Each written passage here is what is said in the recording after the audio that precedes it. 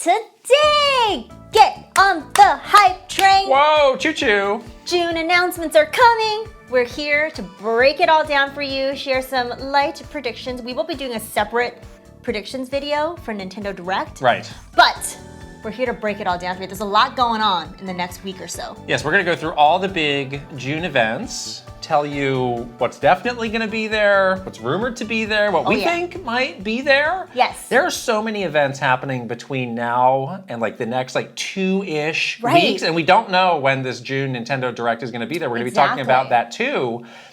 E3 is no more, obviously, but it still feels... It's not like there's nothing happening. I was going to say, E3 is no more, but it feels like this time period in June is still very exciting in terms of lots of new announcements from all different companies within gaming, and we are going to some of these events. We're going to be seeing and playing some of these games just, in a few days here, and we're excited. I always love this time of year because it gives us a chance to, get hyped for what's coming up next. That's right. Yeah.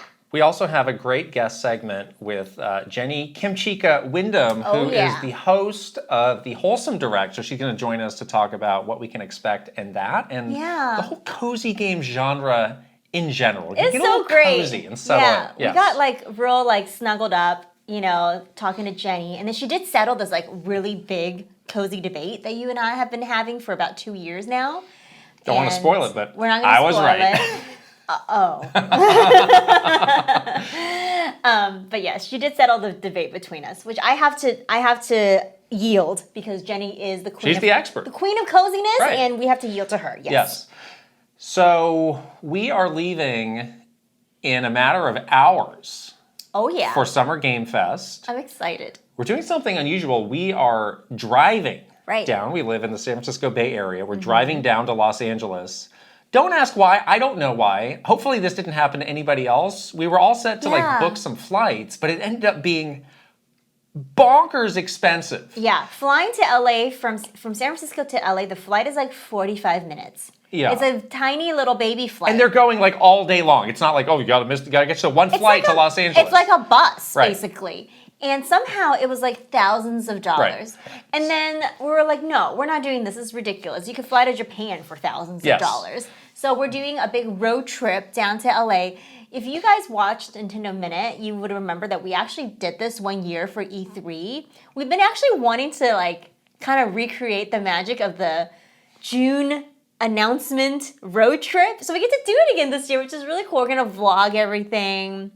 We're going to be watching. I'm going to be watching the Summer Game Fest showcase in the car because it's on Friday. Right. So it's going to be a fun couple hours down to LA.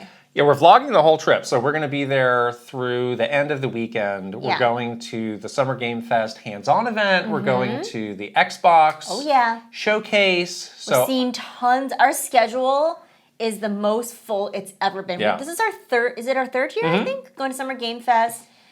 I was saying, and I think you and I disagree a little bit on this, I was saying that there seems to be more publishers, developers than ever this year at Summer Game Fest because our schedule is ridiculous. We barely have time to go to the bathroom. You were saying we just got invited to more stuff. I don't know. Maybe it's a combination of these things. A star is rising. Oh. I thought it was. I thought I had already risen, but okay. I mean, honestly, last year there were a lot of things that we saw there. There was we just flat out did not get invited to. That's true. Which seems to be a little bit different. I don't know how they decide this or not. I mean, everything there is kind of by appointment. You can't just show up and be show me the game. So it's kind of dependent on what people want to have you come and see. And it's probably a little bit of column A, a little bit of column B. Yeah, but I'm happy about it. Yeah, it's great. That just means we get to see tons of cool stuff that we can share with all of you. So yes, we're vlogging all of that. And this time we're actually going to be able to attend the Xbox showcase in person. It's at some swanky theater or something like that. So that's going to be really fun. Yeah, we've never been to that one. Right.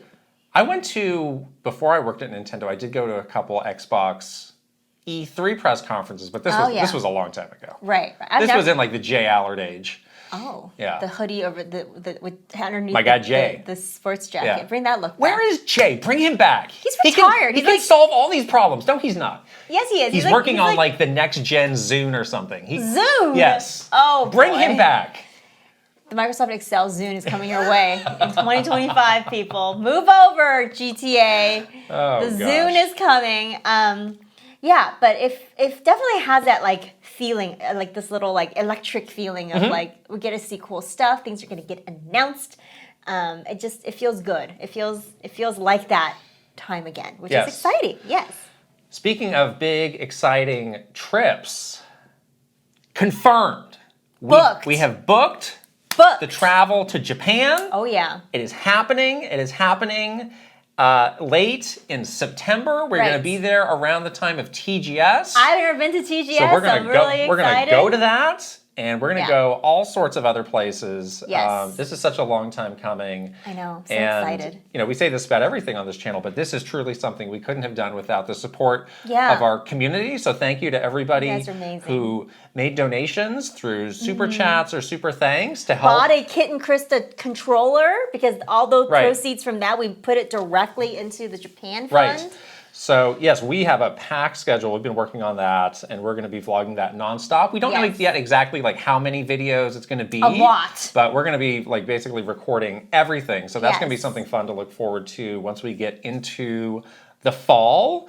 But yeah, I mean, we've been waiting. Like, oh, we need to know when the Donkey Kong ride is going to open, or we need to know when the Nintendo Museum's opening. So it was like, this just gotta go. It seems like these things are never going to happen. Yeah. And there is an opportunity to go do something really cool around TGS. So he said, let's just go and do that. And I imagine at some point we'll be back, and you know, the museum will still be there. Exactly. Right. And I just can't wait to catch up with all of our old friends in Japan. I've already started to make put some feelers out there. I've been telling people after we booked our trip, like, guess what? Confirmed our trip to Japan in September. And I was just about to say, you have friends in Japan? I do, actually. Okay. It's not you. It's news to me. I don't live in Japan.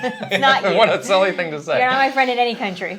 But yes, everybody is very excited to see us. We're going to have lots of fun dinners planned and catch up with people. And I'm really excited about it. It's going to be so. It's been so long. We have not been since 2019. Yeah, it's been a long time. So that's 5 years. And we used to go like every year, you know. We were there last for the Nintendo Live. Yes, in October, in Kyoto. Right? Yeah, October of 2019. So it'll be right around 5 years, which is crazy to think, but a lot has happened in 5 years.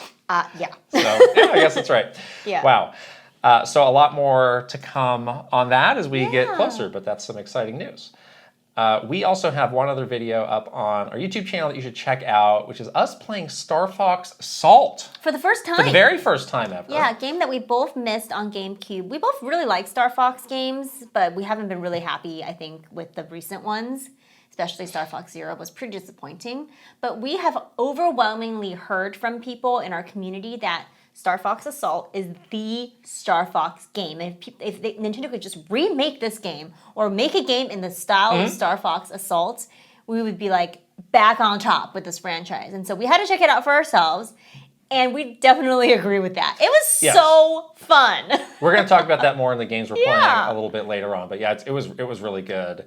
And lived up to the hype. Yeah, we have us playing kind of the first couple missions and doing a couple of the multiplayer battles. The versus and again, mode is neither of us played this game before, so it was like, wow. I know. Watch our genuine reactions. Yeah, we definitely had a moment there was a surprising, delightful moment in our little gameplay sesh that we both didn't expect, and it warmed my little heart. It was amazing. I mean, it certainly knocked the socks off of Shrek 2. Which we had played just prior to this. I love Shrek 2 still. Some good GameCube gaming. Over the last we've couple been playing a lot of GameCube lately. We've been hanging out with holding a little handle, moving it around the studio. It's been great. It's a little loud, but it's been great. The fan goes off. When that loading up that tiny disc, yes. It makes me worried. But shockingly holds up to modern day stuff. Like everything works still. Everything feels good still. Everything works. That's that modern standard. You know what? That's more than you can say for a lot of stuff, let me tell you. Okay. Okay. But yeah. Cool. Let's get into our big breakdown of June announcement season. But first, this episode is sponsored by the Kirby Conversations Podcast. My favorite. This is our favorite new podcast. And this is a new podcast exploring everything Kirby, HAL Laboratory, Super Smash Brothers, and other similar topics. Yes, it's such a great podcast. There's a trio of regulars. Sean is sort of the host. He's a journalist. He has some credits in theater, and he also does video game publications. There is Bridget, who is the most amazing Kirby collector. Her collection, and just Kirby expert, her collection of Kirby stuff is incredible. And then our good friend Captain Dangerous, who has taken some amazing photography with Kirby figures.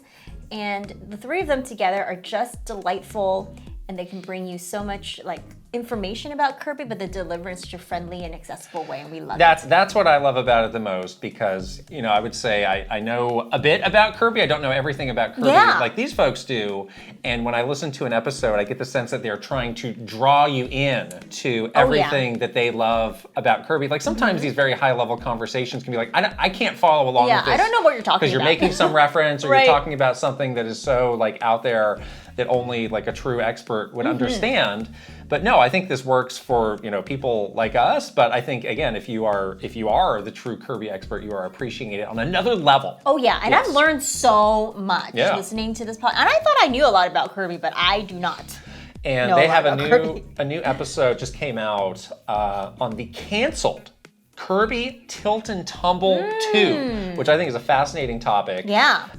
It's probably it's not something that I would seek out of oh yes, what happened to this canceled game, but having them sit down and talk about it and actually learn about what happened, that sounds really fascinating. Super cool. Actually.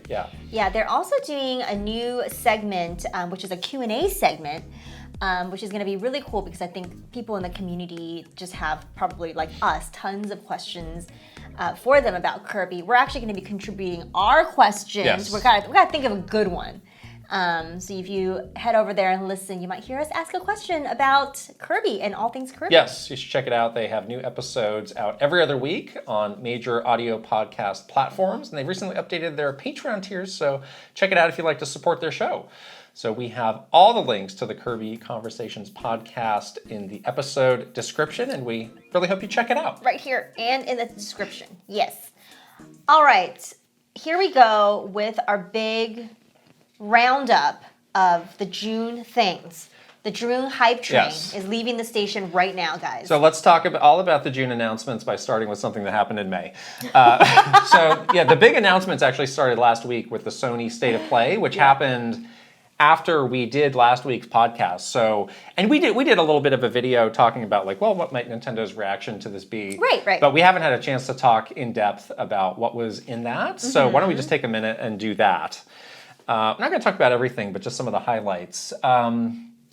Things started with this very long segment on Concord, right. which is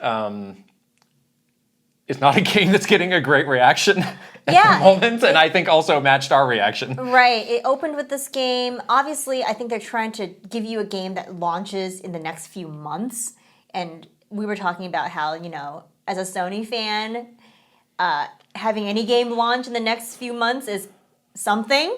So I give it to them that they're trying to put some spotlight on something that you can actually play, in the next few months. But the game itself just looks kind of generic, sort of has that generic Guardians of the Galaxy. Guardians of the Galaxy meets Overwatch. Seems to be where a lot of the internet is settling. Right. And it's a good point you make that kind of the story going into this was what you got? Sony said they won't have any first-party games, so what exactly can I play on a PlayStation for the rest of this year? So yes, it is something, and they have this beta coming in July, and the game's coming out in August, but it just didn't. I just wasn't sure what makes this a unique game in this genre. Yeah. They had such a long CG trailer, and I'm so tired of CG trailers. I do not want to see a single CG trailer. It was a 10-minute CG trailer. I don't want to see it. I'm going to throw a tantrum right now because I don't want to see a CG trailer. You've been throwing a tantrum for months now. And it was okay, you're trying to show that you have characters with personality and they're all different, kind of in that Overwatch vein. But then the gameplay started and it was this could be any one of those games. One of those. So I don't know why I should care. I mean, it's not honestly a genre that I'm super into, but I have played, some of those. And it just seems like a genre that's really hard. I think it just needs something new. Yeah, it definitely needs something new, but the things that this game has is already very established in these other games with really established audiences and fans. So it's like, what do you got to pull them away from something that they have already played for years? So it was a little boring. Yeah, I saw some people saying, they should have, since this game's coming out so soon, they should have let some people play it and have those previews run. Right. Which I think would have been a good idea, because that could have dispelled some of that conversation of like, this looks generic. This looks just like all these others. Yeah. Does it play any different? Like, what is the experience of playing that? Is that any different? So I can't say I came away from this super hyped. Kind of a dull start to the state of play. And then we moved into some other like mid games. Like God of War is not a mid game, but it's just coming to PC. It's not like it's a game in Midgar. Oh, kind of like that joke. You like this game, Dynasty Warriors? I don't know. Are you I don't over know it now? I thought you loved these games. So Dynasty Warriors Origins was the game that got announced coming out next year. I played the demo of the last Dynasty Warriors game, and I frankly did not like it. At all. So I'm not sure I am down with the current state of Dynasty Warriors. So you have a little bit of a lost faith. I mean, it will always like pique my curiosity. Yeah. Like, you saw me when we were watching. I was like, oh, that's the Yellow Turban Rebellion. Here we go. Yeah, we're very excited about the Yellow Turban Rebellion. I mean, that's just a classic video game scenario at this point, more so than an actual historical moment. Yeah, sure. Yes. So I'll keep an eye on that. Okay. It had some VR game. Dare I call it filler, but I don't know. Shocking that it's still in. It just seems like PlayStation VR is kind of a dead or dying platform at this point. Absolutely. And I know they just announced like how you can, play PC games with that, but it seems like that's again, it just seems like it's not happening. Yeah. We got the Until Dawn remake, which for some reason I thought had already come out. Yeah. I don't know why I thought this. We both played a little bit of that game, even though we don't like horror games. The original game. The original one. Yeah.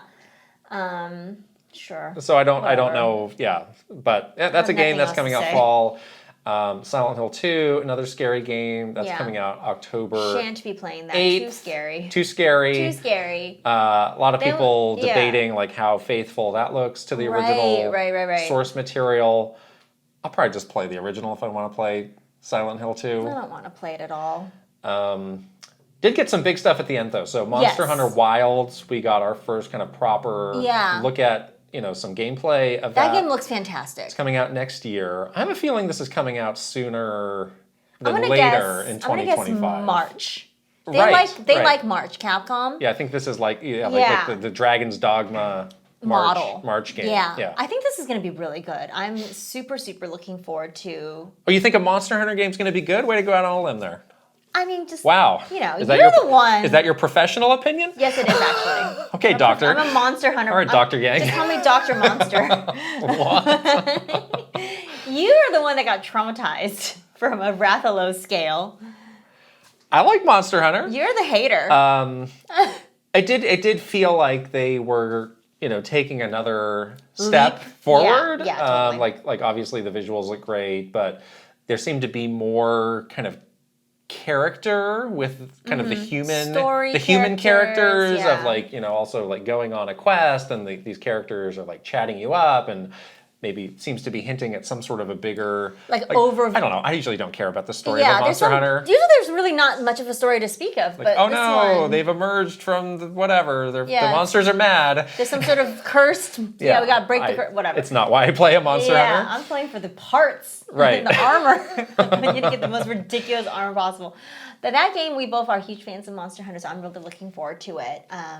And I think it is a little bit earlier in 2025 than later. So that'll be good. And we will be hearing more about that game soon. We'll talk about that in a second. Yes. And then they closed with this big, I mean, this was great. This reveal of this new Astrobot game. Save the showcase. Coming September 6th. This was very, very widely rumored. I saw they even had like some stuff in the UK of just like, oh, we have all these, Astrobot installations around London like the day before. So it's like, are you even trying not to leak this game? I mean, it's like whatever at this point. What? They have a different viewpoint than Nintendo on like preserving the surprise at all costs. They're just like, whatever, it's fine. Okay. So, but this looked great. I mean, this game, there was a small Astrobot game that's a pack-in with the PS5, but this is kind of like the first proper standalone Astrobot game. The first game was on the original PlayStation VR. Yeah. So this is going to be really fun. It just feels like a Nintendo game, and it's so fun how it celebrates like the history of PlayStation. It does. Yeah, I like that a lot. I mean, these different characters. Yeah, I love that. This just feels like the kind of game that they don't make anymore. It's not about the emotional trauma of some middle-aged man. Yeah, you're not like, trying to find himself. Right, you're not in some like dark, dingy. Right. But it seemed like PlayStation used to have this kind of game all the time. So it's really nice for them to recognize, like, yeah, we can still do this, and people seem very excited for it. Yeah, they should definitely just do both. Like, you can do the gritty, like, drama, story, narrative-driven games. But you can also do a fun, colorful game like Astrobot. I think people will be here for both those types. Yeah, so, yeah, it's good to see that. So that was kind of the high points of what was in this. We got a poll from old Jeff Keighley here asking people to grade the showcase, and the majority of people said they did not like it. Yeah, I was like, man, you people are harsh. I was sitting right next to you. You were pretty harsh too. What are you talking about? I turned about? around after Monster Hunter and Astrobot. I would give it a C. Okay. But the 41% D or below. Woof. These are tough graders.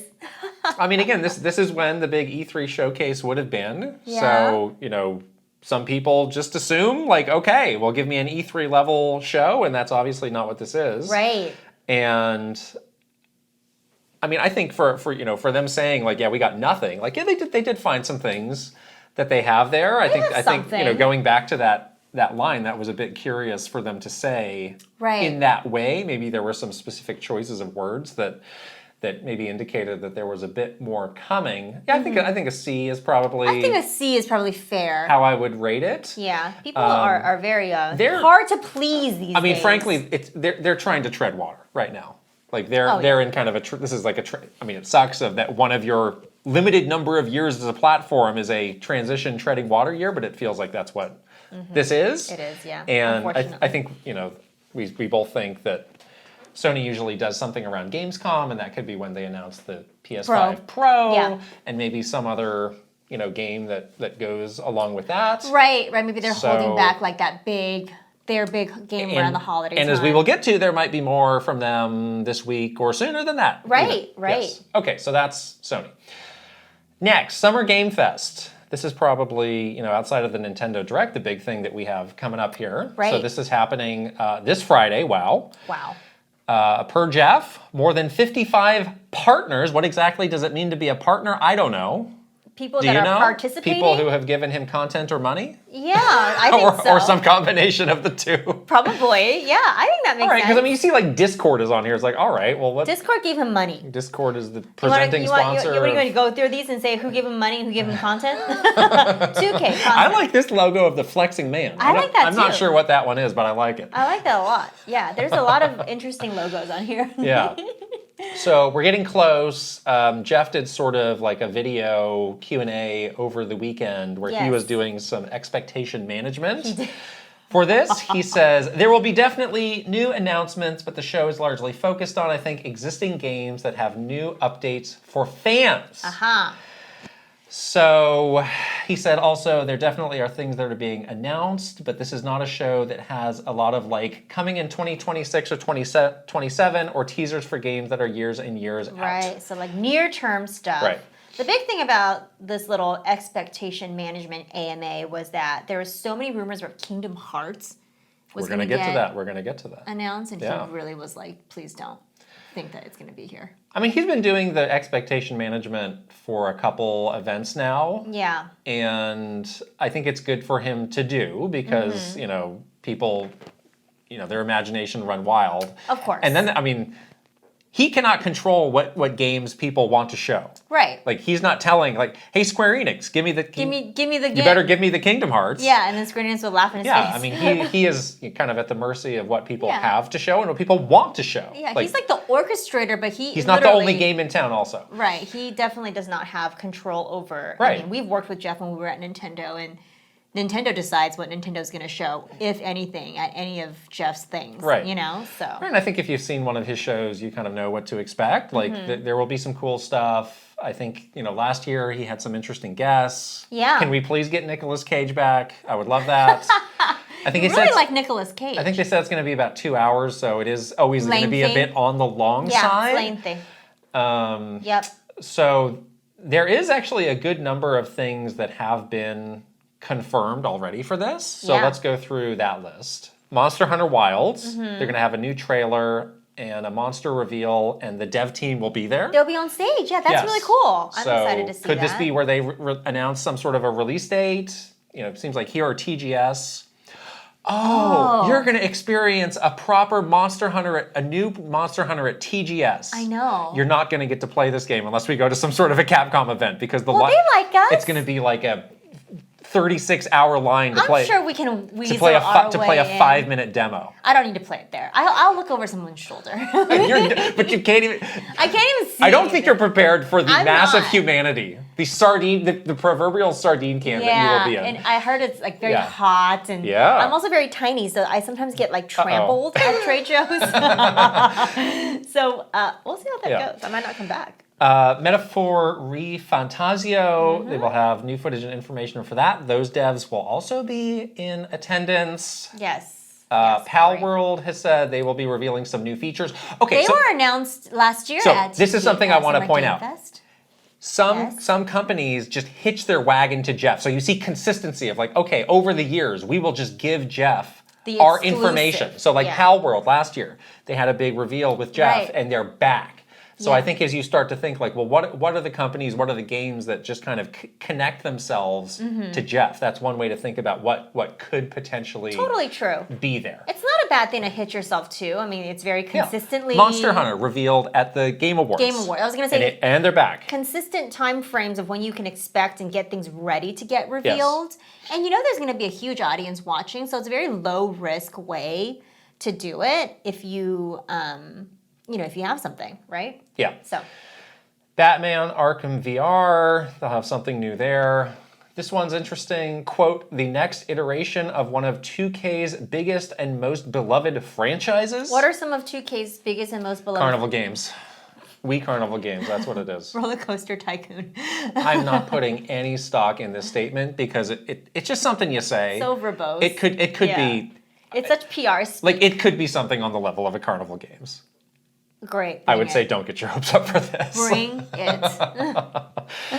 And then they will also have a first look at the Among Us animated series. So again, trying to like this games in Hollywood blending. There's a lot Jeff happening likes with to that do. right now. So that's what's confirmed. I mean, that's like a half dozen things right there. That's not bad. Yeah. As far as what is confirmed. So as far as what is rumored, again, please take this with a grain of salt. But people have been saying that there could be more first-party PlayStation reveals. Okay.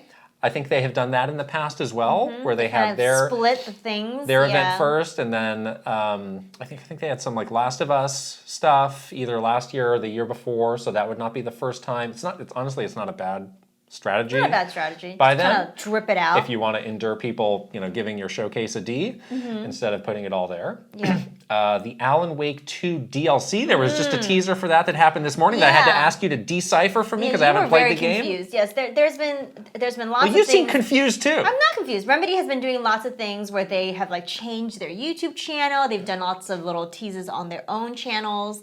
They've been posting lots of teaser like tweets and stuff like that, but it's heavily rumored that they will be announcing the Alan Wake 2 DLC in the Summer Game Fest show. And I think Sam, the Scandinavian legend, has said it seems like he's going to be there. So that seems like that could potentially be lining Drink some up more there. coffee in a creepy way.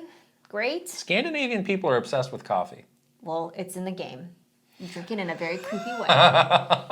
Everyone, we should do that. My drink it at the same time. A little bit of Ellis family history. My great grandfather, one of the very great ancestors, the first one who came to the U.S. when he came to San Francisco. I guess San Francisco used to be a coffee town. Yeah, I live right next to the old Folgers, Hillsborough. And he was hired to be like a quality control guy because they were like Scandinavians can smell coffee better than anybody else. So that was a bit of strange, turn of the century stereotyping we had going on. Beautiful. The coffee building is still like really pretty right there. Back to games. Stop. You're the one that went on a tangent. Midori. Boy, Midori is just out there. Maybe a bit too much. I don't know. I worry about. Midori has overshadowed Puro. Does Midori have the inside track on literally every game being made in Japan right now? Who is this? Who is this Midori? I don't know. Who is this? I don't know, but there's been a lot of Midori lately. So they have said more information on the Year of Shadow, Sonic. Mm-hmm. Sonic's Year of Shadow. Please look forward to more information. Okay. Okay, that seems like pretty straightforward. I could understand that happening. Very possible. An Apple Arcade title will be announced for multiple platforms soon. Please wait for more information soon. And I mean, there's a lot of Apple Arcade games, but one that people seem to rally around, I think this is just something people want, is this game Fantasian. Have you ever seen this game? I have not. This was made by some of the original Final Fantasy people. Okay. Remember last week we were talking about like games made out of real world objects? Uh-huh. This game has that kind of a look, but it's like a JRPG. It looks really cool. Okay. And I would definitely play that, so I'll count myself. But you don't have Apple Arcade. I haven't played it because I don't have Apple Arcade. Yeah. So it would be great if it released on multiple platforms soon. I am looking forward to more information soon. Soon. Yes, are you though? I am. Great. I'm going to put these two games into their own category of just come out already. The Plucky Squire and Silksong. Do I dare mention Silksong? Oh gosh, here we go again. Every showcase we have to mention Silksong to get people riled up or something. But I'm just basing this on nothing but a feeling. I feel like this could be the summer for Silksong. You think so? I think something could happen between this. Maybe the Xbox event is more likely, where they're just like, we're going to give you the money to be a Game Pass, day one thing. Okay. I just have a feeling. All right. It's just a feeling, nothing more. Plucky Squire is one that we've just been seeing a lot of, but still has no confirmed 2024 date. At least I think they will announce the date. Well, there's so there's this. There's the Devolver's doing their own event. This is a Devolver game, so it seems like between one of the two, something will happen for the Plucky Squire. I mean, it's one of those games where it's like, okay, I see it, I know what this is, I want it. You've been talking about it for a while. Long time. Just give it to me. Just get it out already. Yeah. Some games or rumors have already been debunked, and people are saying, "Do not look forward to this." Right. Please do not look forward to more. Please do not look forward to more information soon. Yeah, there won't be any anytime soon. A bunch of Square Enix stuff. Midori's back again, saying, "Please keep expectation at low levels for official information on Final Fantasy IX Remake and Final Fantasy Tactics remakes this month." Okay. Dreams are dashed. And even more, Lives Ruined on Jeff Keighley's live stream said, people keep asking about Kingdom Hearts. I don't know why. Why not? People are setting themselves up for failure, but you guys can keep hoping. Ouch. Ouch. Really? Dropping the truth bomb right here? Now, I've seen people analyzing this like that, like Zapruder film. Like Jeff, he seemed to have a bad poker face. Like, he seemed to not be able to keep a straight face when he said this. What do you make of this? The phrasing of you guys can keep hoping. What do you make of this? I think it's silly. I think What do you mean? I don't think is it going to be there or not? No, it's not. Okay, so you don't think he was trying to pull some big brain? No. Gotcha. I don't think so. Okay. He's not the type to do that. I think that he's trying to tell you not to get your hopes up, only to be disappointed. So don't get your hopes up. Jeff has been known to engage in some tomfoolery on the internet, like with Kojima when he had the guy in the bandaged face. Do you remember that? I was so obsessed with that. The guy. That was weird. It was, but I was really obsessed with it. And then people were like, that guy is made of CG. That is the new Kojima engine. Like, that guy is not real. And people were team fake or team real. I was always team real. I was like, that's a dude. That's a real person. That's a dude in a silly... That's a dude in a mask. That's a dude with a silly Band-Aid on his face. Yeah. No, he does like a stage, moment. Yeah. Jeff, he loves a stage moment. We know. We did the Joker moment with him. But I don't think he would do it here in this like sort of casual AMA where he's literally using this Ask Me Anything to manage expectations. I don't think he would do that. It's interesting that he chose, because I'm sure during this thing, people were just like throwing games out. How about this? How about this? How about this? Oh my gosh. So why did he Why? Do you think it's going to be there? Why? No. Okay, then why are you doing this way? No, I don't. Because there's a lot of debate of like, is this a troll or is it actually? It's not a troll. Is it actually? I don't think ridiculous. I don't think it's a troll either. That's ridiculous. Yeah. No, that's not. It's not going to be there. It's not going to be there. One thing before we get off of the Summer Game Fest. Yes. Looking at this partners. Yes. Obviously, a big glaring hole is Nintendo is not there. You see PlayStation. You see Xbox. You know, all the big sort of other bigger publishers are there, and Nintendo is not on the list. Obviously, they do their own direct, and they want to control their announcements, but not even as part of like the Play Days or anything like that. They didn't give him the money. Oh, okay. Maybe he should give them some money. Well, last year at the Play Days, there were people from Nintendo there scoping it out. Scoping it out. And we're probably going to see them again this year. There's definitely going to be people scoping it out. Got to scope it out. You got to do infinite reports on the thing that you're not doing. Right, of course. We have to infinitely evaluate. So that you can reconfirm your decision to not do it. But you got to keep going to find out. Got to keep going. I got to keep checking. One of these days it might be different, but until now, it's not. There may be value in like the year 3031, but for now, we're not going to be there. We've made the right decision again. Just a lot of hangers on. Okay. Okay, that's it for Summer Game Fest, yes? I think so. Let's move on to the Xbox Games Showcase and Call of Duty Black Ops 6 Direct. We're on 6 Black Ops? I guess so. I've lost track of, 3 through 5, but okay. 6? They are. Oh, 6. wow, some time has passed. Wow. When was the last time you played? 3? I think mine's 3. I've kind of fallen off Call of Duty. Yeah. I think the last one I played was Black Ops 2. Which was the one on Wii U? Wow, I think that might have been the one. Then that was the last one I played. Wow, 6. Woo. Okay. Oh my gosh. And it's not like they've been doing games other than Black Ops. I know. Wow. Yeah, they've been doing it. Oh, that's amazing. Isn't it? I can't believe that. Okay. How old do you feel now? So this is happening on Sunday, June 9th. Again, we will be there. Yes. Very exciting. In person. So, we talked about this the other week. Once again, feels like a make or break moment for them. Here we go. We can run through some of the games that they have currently announced that could potentially have some sort of a presence. These are just announced games, not confirmed to be at this event necessarily. Yes. Fable. Okay. Indiana Jones and the Great Circle. Avowed. Everwild.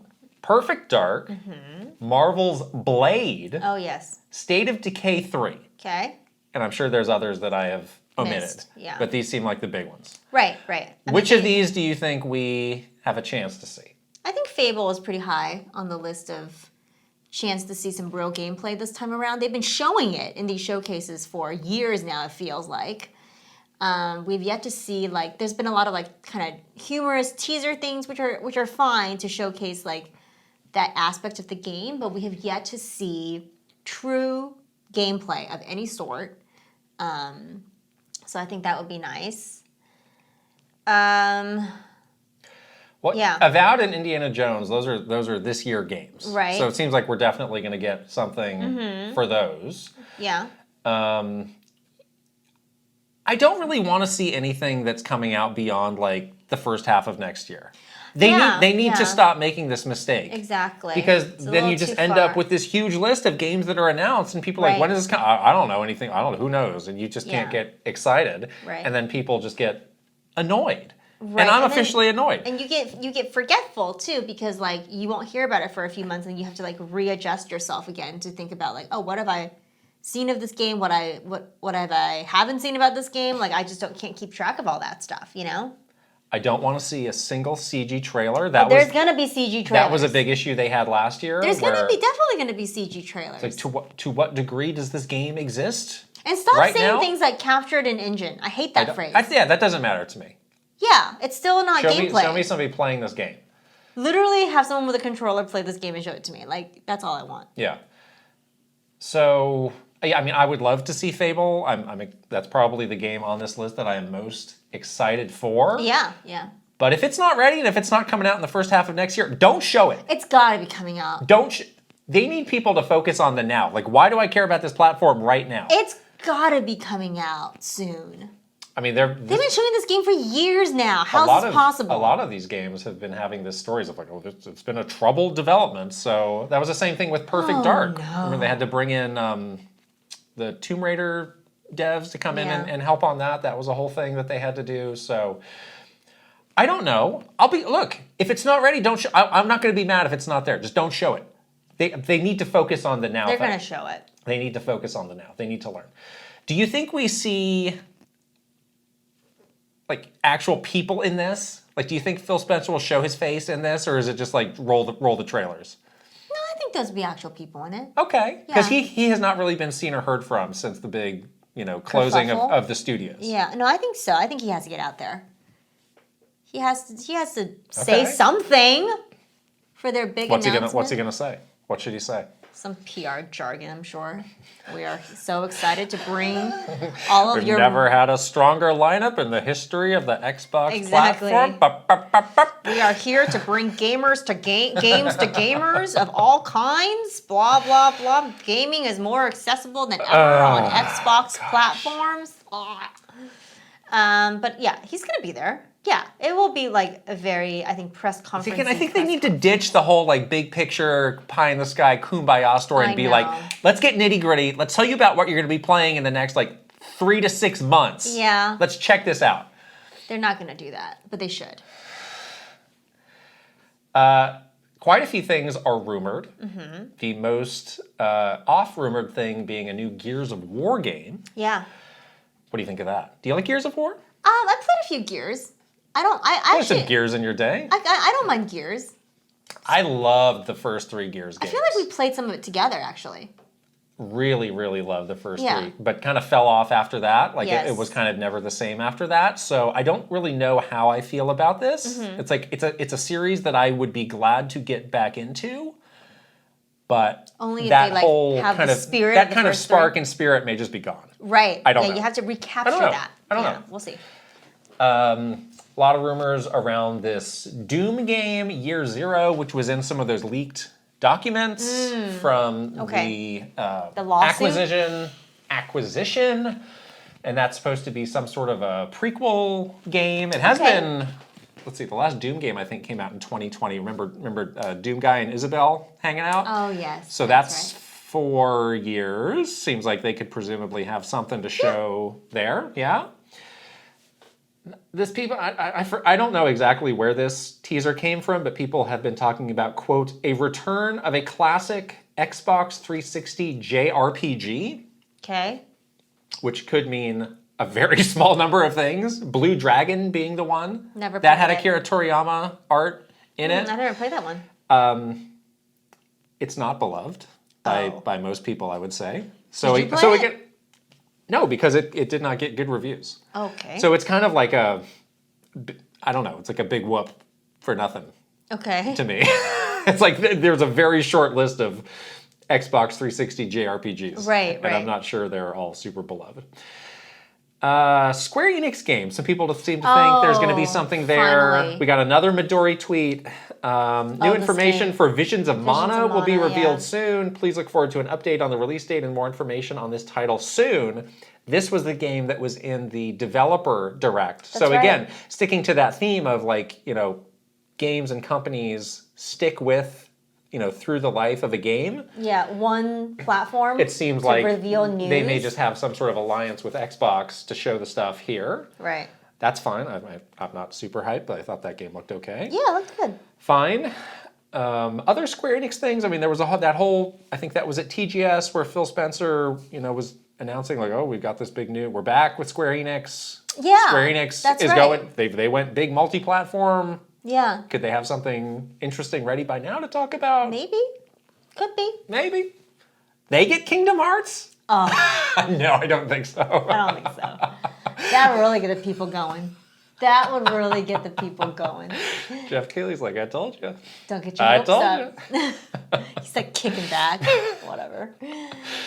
Hardware. I put hardware on here. Hardware. Thoughts on hardware. So they early for hardware in the summer. They have talked about hardware already, obviously, something for the holidays, and then of course their big new generation, blah blah blah. Right. So they said they will be announcing new hardware in the holidays, which is an unusual time to announce hardware. Right. Right. And presumably that is the handheld. The handheld or something. Yeah. But if we've already gone this far talking about the next generation, could there be some 1 to 2 sentence little update? Oh God.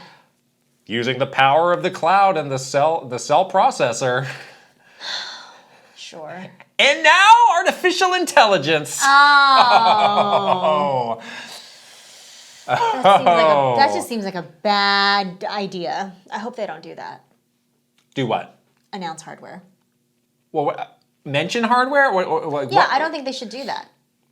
I think they might. I don't think they should. Because they've already been doing it. They've been doing it. There's been like but we don't need to be reminded of There's been a couple right beats. Now. We don't need to There's been a couple beats of them talking about the hardware already. Unless they're ready to announce it for reals. Like don't just like offhand mention it because it's distracting. Distracting from the games I'm going to be playing in 2027? Me playing Fable in 2028? Maybe. It's too distracting? It's too distracting. I mean, there's a lot that's going to distract me in the next 4 years, probably. All right. That is Xbox. We'll see. That will truly be a fascinating one to watch, and we will be there. Yes. Okay. Next, Ubisoft Forward. This is happening on Monday, June 10th. Ubisoft, we've been saying, just doesn't have a lot going on these days. Yeah. I watched their little teaser for this, and there were 3 games in that, and I don't know what else they're going to have to talk about besides Star Wars Outlaws, Assassin's Creed Shadows, and X Defiant. Okay. That seems to be it. Well, they're probably going to be very focused on Assassin's Creed. Let's Dance. So, Let's Dance. Of new course, Let's Dance. 2025 Let's Dance. Sure. You don't seem very excited about this. I'm not really. Not even for Assassin's Creed? Definitely for Assassin's Creed, but I mean, it seems like we'll get proper gameplay probably there. get gameplay. Yeah, because we just cool. got that CG trailer. I'm gonna play it. You know, you don't need to sell it to me. Okay. I'm gonna play it. So I sure I'll watch it. I'll probably like it. I'm gonna play it. So I mean, I'm pretty excited in the Star Wars game too. I'll say that. I don't care. All right.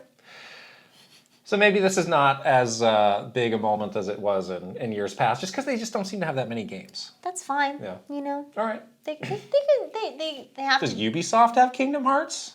They have Kingdom Hearts now? They got rabbits in Kingdom Hearts now? What?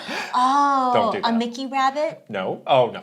A Sora rabbit? Moving on. We're moving on. Oh, time to barf. We're moving on. All right, the big Nintendo Direct. Yes. Is it big? I don't know. I mean, we basically don't know anything until after like what the NES game thing. Oh, the Nintendo World Championship? Yeah, we don't know like what other games are coming this year. Luigi's Mansion. No, exactly. Yeah. Luigi's Mansion and then the NES World Championships, the 2 last games we know about, and then it's the black hole of we don't know anything. So this is happening in June. Yes. Date is TBD. Yes. It's going to be focused on Switch games launching this year. Right. Not the Switch 2. Very clear not to mention. Do not think that. Don't think that. They Switch don't 2 want will you be to think here. that. Right. And again, this is not our big predictions for this. We'll do that once we get a little bit closer. We need the tweet first. I want the tweet. I do like to get the tweet Roughly. and see just what other little bit of information are they going to give you. I think it's too early to be doing full-on predictions for this right now. Roughly. We need to know roughly how long. Then we can give you our predictions. So some things are rumored for this. Some of these things I'm so tired of talking about. Here we go again. I'm tired of talking about this. I'm just tired in general. This one thing that is new. Dragon Quest HD 2D. Midori's back. Pretty hyped about with that. With a tweet.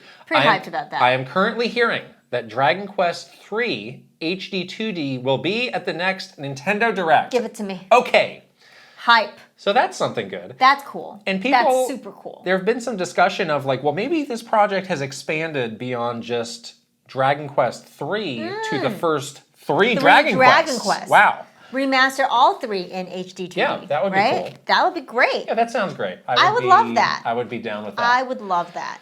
Other things that just been rumored forever that we're tired, even me, I am tired of talking about this Wind Waker Twilight Princess thing. Tired of that, but could happen, you know. A little tired of Metroid Prime 2 and 3 as well, but could happen. Oh, I didn't have 4 in there. I'm going to add 4. Oh. There. 2, 3, and 4. No, not 4. Maybe 2 and 3. Definitely, I'm going to delete 4. That's a trilogy. I'm going to delete it. It's just 3 games. Delete this. It could be 2, 3, and 4. That's the next Metroid Prime trilogy. I'm going to delete the 4. You buy Metroid Prime 4, you get 2 and 3 as well. Is that confusing you enough? I don't like it. This other game that has been, people have just been saying they've had this game done for forever and just sitting on it. Yeah. Is Fire Emblem Genealogy of the Holy War. Please get the localization team on that to change that immediately. Oh, gosh. That's not going to fly. And then, of course, there'll probably be some other surprises or something. Yeah. You have said you are not very excited for this Direct. I'm not. Honestly, I feel I'm managing my own expectations. I feel like there is going to be a lot of remakes and ports, which is fine, And that's been different from the last several years, how? Well, it's very different from the last several years when we had new Mario game come out last year. We had new Zelda game come out last year. But that's a Nintendo pretty Direct. Different. You also were not very excited for. I was very excited for that one. No, you weren't even there. You were like, this is going to stink. I never There's said that. There's going to be nothing in it. I never Switch said is that. I cooked. was so hyped. That's what you said. You weren't even there. You were like on a vacation. I reacted by myself, and it was amazing. It was great. But this one, it definitely feels like it's like the dredges of the bottom of the barrel. So okay. Well, you are excited about this for some reason that I can't. I am a little more excited. Why? Because again, I think back to last year when everybody the June. It was the same thing with the June Nintendo Direct. It's like, oh well, this will be the last one, and this will suck, and they're just going to have to really pull something out of nowhere, and it was really good. And there are more. I don't think it's going to happen this year. There are more. Every day it seems more and more likely that the Switch 2 is backwards compatible, which does kind of give these games a bit more of a life. Okay. Beyond just like the door slamming shut in their face the moment the Switch 2 comes out. I don't think it's going to be that. I think it's going to be backwards compatible, but I don't think that they're going to announce any like new entries at this point in their major franchises. As far as them deciding like, okay, if I have a game to put it on Switch or on Switch 2, now it's not this like life or death either or. It's like, okay, well, it can probably still have a life. Like we can still keep selling it. People who buy the Switch 2 might still want to get it. But you're holding your good stuff for Switch 2. They should. They're gonna. But that doesn't mean they won't have something. They won't have anything.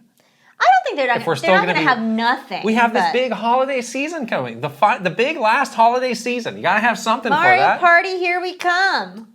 We should have had that on the list. People have been doing math. People have been calculating that every 3 years we get a new Mario Party game. I can see a Mario Party coming out. I'm too apathetic about Mario Party to have it on the list. Hey, get excited for Mario Party. You're so excited about this Direct. Mario Party's coming. I'm not excited for that. It's gonna be great. They got some new meat cubes that I can cook. You can play Mario Party until. Do they have Switch some 2 new meat out. cubes? Yeah, but it's not gonna be HD or 4K. It's gonna be. It's not gonna be an HD. It's gonna be an HD meat cube, but not a 4K. HD. There's no ray tracing on that meat cube. You're seeing things in 8D right now. We'll see who's right this time. Okay. We will see. All right.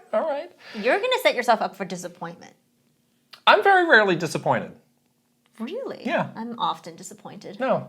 I'm not like, even if it was like not the best Nintendo Direct, I'm not like raging about it. Well, get ready. Okay. I'm going to be raging.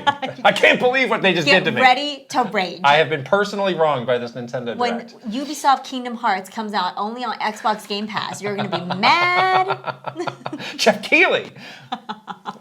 You've wronged me. Okay, so yeah, we're going to have to wait and see a little bit more about that. Yeah. Other events that are happening soon, we have Day of the Devs happening June 7th. Yes. The Devolver Direct, also June 7th. Wow, June 7th is very busy. Very busy. And then the Wholesome Direct, which we're going to be talking about in just a little bit, is on June 8th. Wow. So that is a very busy little week there. Yes. When do you think this Nintendo Direct is going to happen, to go back to that? I need to look at a calendar. Do we have a calendar available here? So it's obviously not this week. Obviously not this week. Next week. Next week. Yeah, possible. So next week. Next week is the week of the 10th. So they could do it on the 12th or the 13th. 13th seems so the 10th is the Ubisoft event that Monday. So there are things that bleed into the following week, but it does seem like after that things do start to slow down. Yeah, or they could even give it a little bit more breathing room and do it the week of the 17th. That's kind of where I'm thinking. Yeah. Is let's let that all simmer down. Let's let all the conversations about that come and go. Right, because there's going to be stuff into the weekend, and then the play days are going into Monday, the 10th. As well. You do have that Elden Ring DLC coming out on the 21st. But you could get ahead of that and do pre-promote on the 17th, have the thing out on the 18th. Yep. Or pre-promote on the 18th, have the thing on the 19th. That could be totally fine too. Sure. Give them a week to just figure everything out. Maybe some of these partners too have things going on that they might want to. People are doing other events. If there is multi-platform games. Yep. So yeah. Okay. So that could be a better week for them, the week of the 17th. We asked our Patreon subscribers what was the one single thing that they wanted to see or get some sort of an update on in this whole month. Danny Benavidez says, I'm still waiting for Metroid Prime 4. It's been almost a decade since we heard about it. Has it really? But every year I wait for news very patiently. I think it's closer to 7 years. Okay, I was gonna How many Call of Duty Black Ops games have come out? That's the proper way to measure it. 3. Since we last, since this was first announced. Danny, I hate to break it to you, but I think you need to not get your hopes up at all. YU says, Xbox needs to show their games, and I mean actually show them. We've seen nothing but CG for Fable, Contraband, Perfect Dark, Outer Worlds 2, and South of Midnight. If they want the showcase to even make a dent in all the negativity surrounding them, they've got to show these games. Yeah, what a concept. You make games, you gotta show them. VGM Life says, I would like an update on Insomniac's Wolverine game.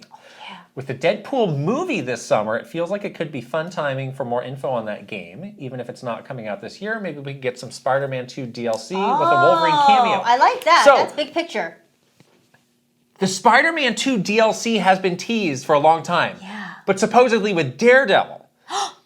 That is something they could potentially put in the Summer Game Fest, right? That's true, yeah. That would be cool. That would be very exciting. I'd be very excited. It's not at all what VGM Life is talking about, but it's still DLC. But for Spider-Man 2. I did perk up a little bit as I read that and I thought about that. Good point. Yeah, the Deadpool movie, it is good timing, but sometimes these things don't really line up perfectly as much as you would want. Yeah, so, exactly. Yeah.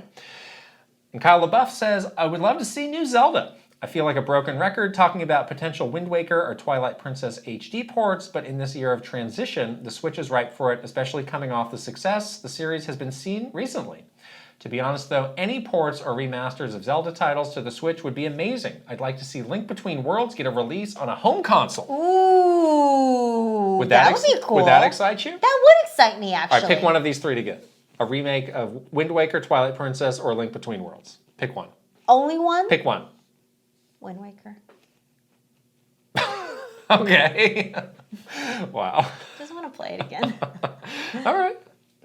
Although I do like the idea of a Link Between Worlds getting a little play. That would be great. It's great. Yeah, I like that. Wow. June is packed. There's a lot happening. It's crazy. Yes. But it's very exciting as well. And soon, in the mere few weeks, we will know all the things about what's happening for the rest of the year. And there you have it. Yeah. June. Let's get set up and talk to Jenny about the Wholesome Direct. But first, we have one more sponsor to shout out. This episode is sponsored by HelloFresh. Thank you, HelloFresh. HelloFresh, you get farm fresh, pre-portioned ingredients and seasonal recipes delivered right to your doorstep. Skip trips to the grocery store and count on HelloFresh to make home cooking easy, fun, and affordable. That's why it's America's #1 meal kit. It is summertime, which means I am on the lookout for all of the very fresh, refreshing recipes for summer. So I've been loving that they have like seasonal recipes available, summer salads, things that you can put on the grill. It's been awesome. And I have not had to go to the grocery store at all, and it's been really easy, especially with this busy time. So I've been loving it. Yes, we've been very busy, so it has been really nice that they have some options that you can make in 20 minutes or less. Oh, yeah. Because sometimes that is all I've got to dedicate to the cooking. Totally. So they really respect your time and everything is ready to go and the instructions are very easy to follow. So that is really wonderful stuff. Yeah. Yeah. So go to HelloFresh.com/Kit and Krysta apps for free appetizers for life. Wow. One appetizer item per box while subscription is active. That's free appetizers for life at HelloFresh.com/Kit and Krysta apps.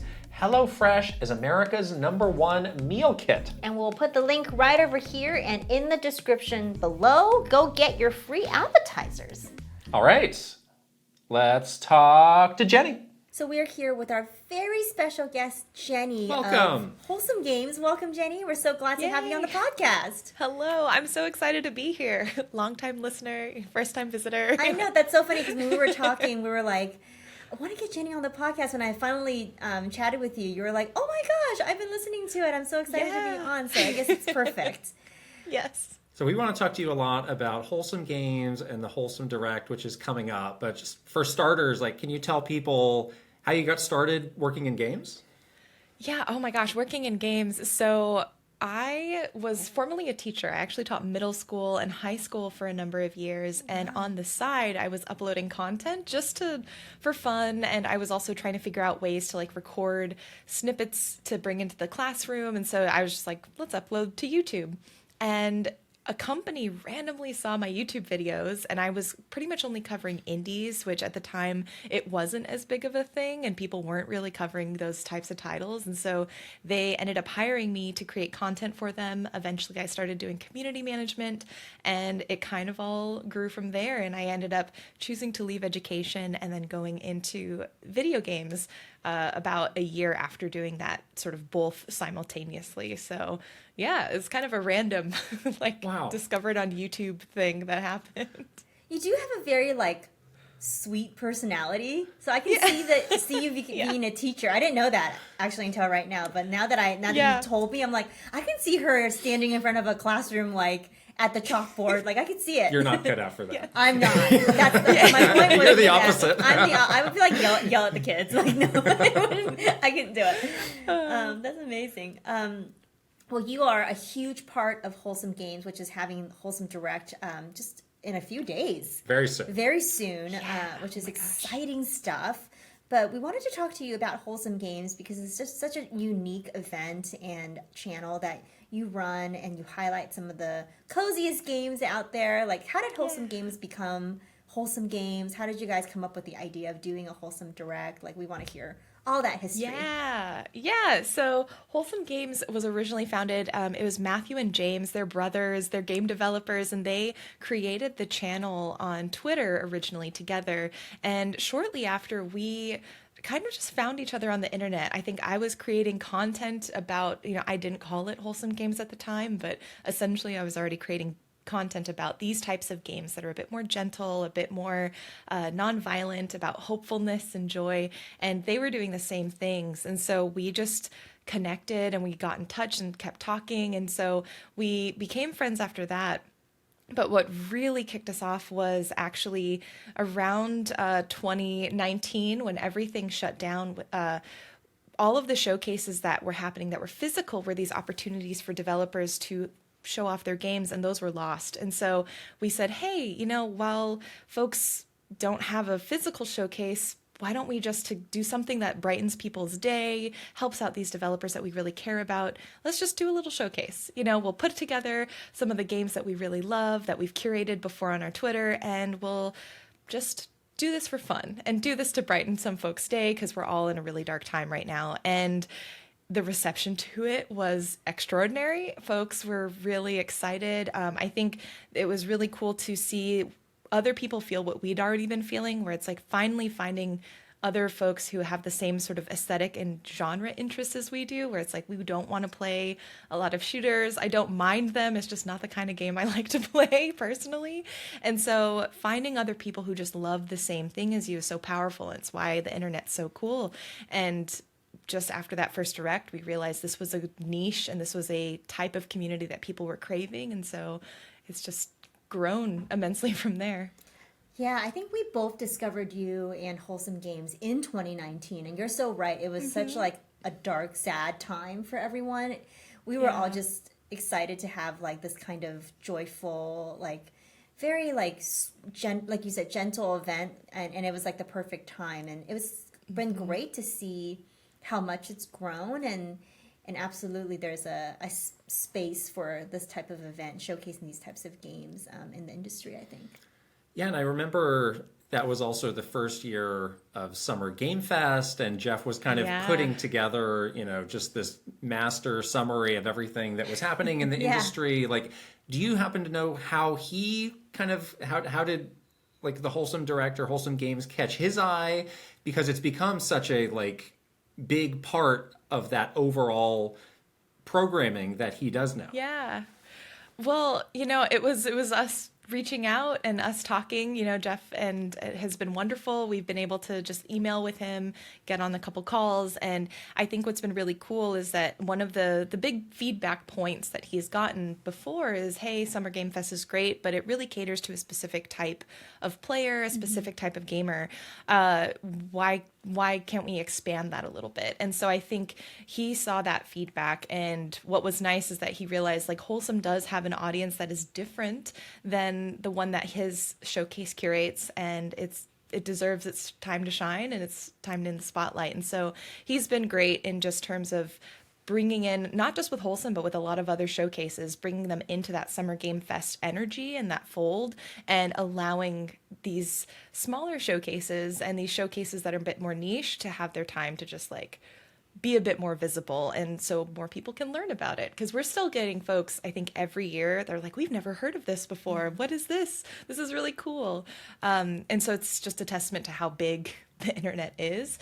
And so it is nice that Jeff is like willing to allow us to have a little bit of that Summer Game Fest spotlight. Yeah, it's good that he tries to kind of bring just the industry together as much as possible, and it has been a bit of a transitional time now with E3 going away, and sort of the emergence and importance of digital events in this June timeframe. But it's awesome to see that Wholesome Games is very much cemented into our very busy June announcement schedule now, which is awesome. You talked a little bit about sort of the philosophy of Wholesome Games. What do you think the people can look forward to this Wholesome Direct? Like, what kind of changes are you guys making, or are you guys like developing new things that people can get excited about? Yeah, we've got a couple of things. I think one of the announcements that we recently made that was really exciting is just bringing in sort of the, like, I called it sort of the Avengers of wholesomeness, because one of the things we've always enjoyed is bringing in a co-host, because I'm sort of this anchor that you'll see every year for that familiarity, but bringing in other co-hosts so that we can expand like people who get to be a part of the showcase and really celebrate the cozy Wholesome Games with us. This year we were like, how many folks, the who's who of cozy gaming can we bring in? And so we brought in tons of creators, a lot of friends that have been parts of showcases before, a lot of folks who are new. And so one of the things I'm excited about is not just amplifying really great developers, but we all talked about it as a team, the Wholesome Games team, and we said, hey, let's amplify some of these creators too and give them an opportunity so that we're not simply amplifying the games, we're getting people to say, here are these like creators that you can follow for these game recommendations, not just us. So that's been really cool. And we have other things post the Direct that we're going to be really excited to share. I cannot tease exactly what they are, but exciting. I think one of the things is we're hoping to do more this coming year and in the future. And I think one of the things I've been really excited about with this showcase in particular is that I think the farming game sort of trope or stereotype is definitely one that has followed us. And we really want to expand that conception of wholesomeness for folks, that it doesn't just mean cute game. It doesn't just mean farming game. There's a lot of depth and nuance and variety there. And so we hope folks, when they watch, that they see some of that this year, especially. I'm glad you mentioned that because, Wholesome Games, cozy game, whatever you want to call it, like has grown so much in popularity over the last couple of years. But I wonder, like, how do you define that style of game? I'm sure different people have different definitions, but to you, like, are there any like key components that you always want to see in a game? It's a tough question. I do love like games that are striking. It doesn't have to be cute, but I think there's a visual sort of, I think in general, just as a personal taste, I love striking games that are memorable visually.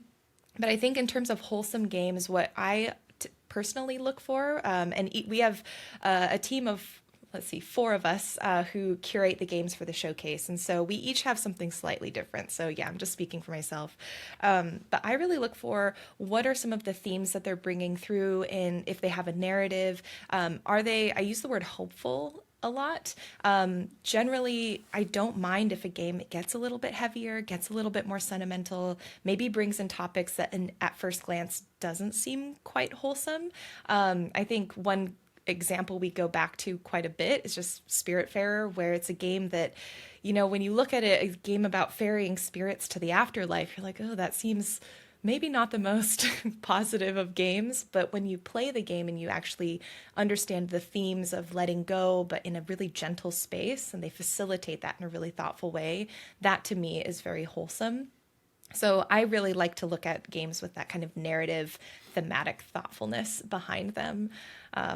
But it does vary. And I think one of the big things is I feel like, especially the word cozy is so variable to each person, like you were saying. So whatever you find personally cozy, what you make cozy for yourself, I think is totally valid.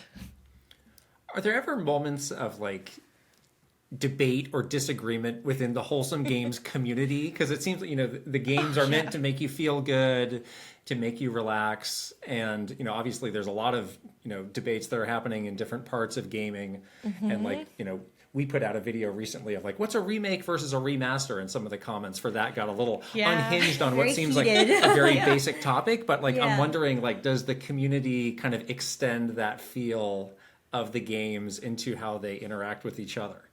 Yeah, I think so. And I remember this was, I think, way back around 2019, 2020, but one of the games that was a little bit more contentious when we were trying to identify what is wholesome, what makes something cozy, was Undertale, simply because it's a game, for folks who haven't played it, it's a game that allows you the option or the choice of playing in a much more wholesome fashion where you don't defeat any of the creatures, you can make friends, you can be very kind, but there is there's sort of a route that you can go where you murder everything and you aren't kind at all. And so there's this debate about, hey, is this game wholesome, whether or not, because they provide that opportunity.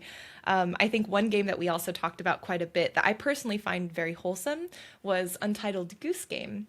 And some folks were like, oh, but you're still picking on people, you're still not being very nice.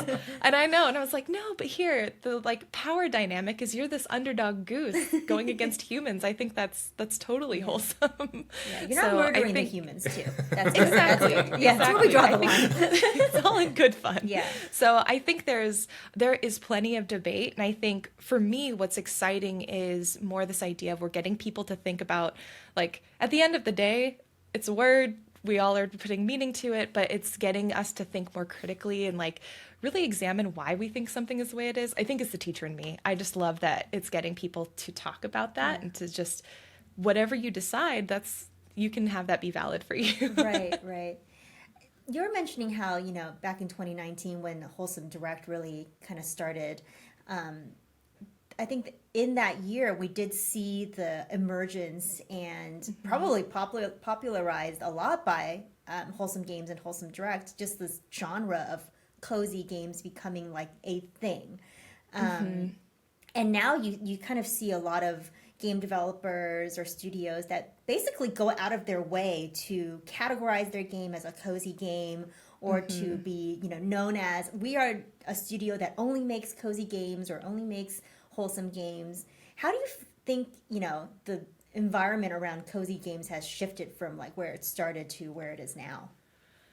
Oh man, I feel like this is a tough question because I have a lot of feelings about it. I think overall this is a net positive. I think the more variety we get in the gaming space, the more people who feel like they can find themselves in different parts of gaming, whether it's horror or first-person shooters or cozy, like I think that's great. There is, of course, the marketing element. And I work in marketing, so I totally understand where I think companies see it and they see the next thing to jump on. And they're like, there's a whole market out there that hasn't been catered to. So now we're going to try and be cozy because that's what's going to get us money. Yay, capitalism. So there is that element that I feel like the skeptic in me just sort of gets a little bit enraged when I see it because it is there. And so I think there is this sort of flattening and sort of commercialization that has happened in the recent years because coziness is seen as this very profitable, or at least somewhat profitable area of gaming. I think, I mean, you can see my background. I love plushies. I love stuff and knickknacks, but I think there's this element of like, oh, is coziness now just like the knickknacks you have? Is that cozy? Because there's all of these desk setups now. And again, I love it. I think it's beautiful, but there's the part of me that's like, dang, I wish there's this commercial element that definitely wasn't there before.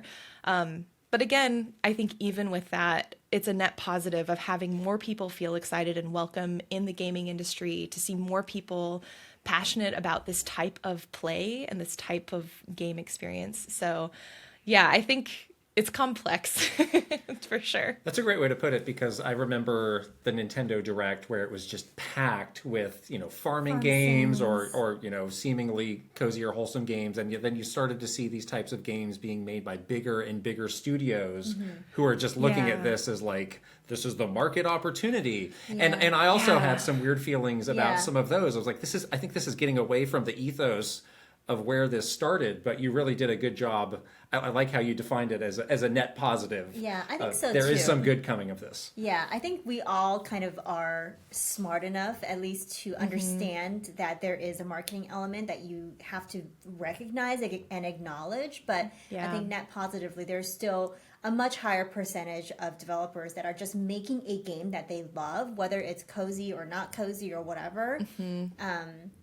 We're getting like a look inside of their creativity or their personal experience that's coming through in some of these games. And I think that's where it's great to have this genre that is marketable, at least, or has an audience, because at least that, the stuff that they're making can find that audience. But yeah, Kit loves to say this term was like, companies that do this for purely marketing reasons, that they've weaponized coziness.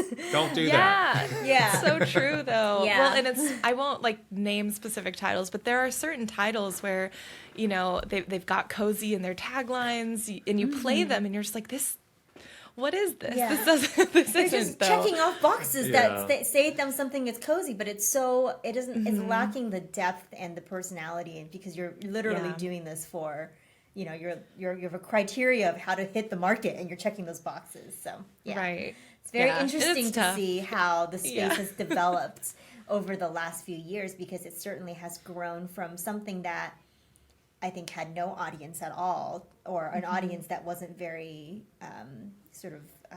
combined, into something that is very powerful now, which is interesting. Yeah, it's fascinating, because I think what's interesting is the evolution, which I've been trying to actually think through myself, but it's like you have these games like Nintendo, I think, is a great example of a sort of platform, I guess, console partner, entity that has done very wholesome games throughout the entire duration of their existence, but we never called them wholesome. They were always kind of like family friendly games, or all ages games. I think also the area of girly games, where you had the Nancy Drews, the different dress up games, Neopets, all of those kind of coalesced, and I think now have formed and joined in to this wholesome general aesthetic. Yeah, these games have been around for probably longer than this dedicated community has existed around it, but does the community ever point to certain games of this is where this kind of started, or this game was hugely influential and inspiring so many of the games we see now? I think, sort of the original Harvest Moon, Harvest Moon 64, Back to Nature, even up to Friends of Mineral Town, I think that's been hugely influential, I think, to many of the folks, especially creators who are coming in. They're like, we played all this back in the day.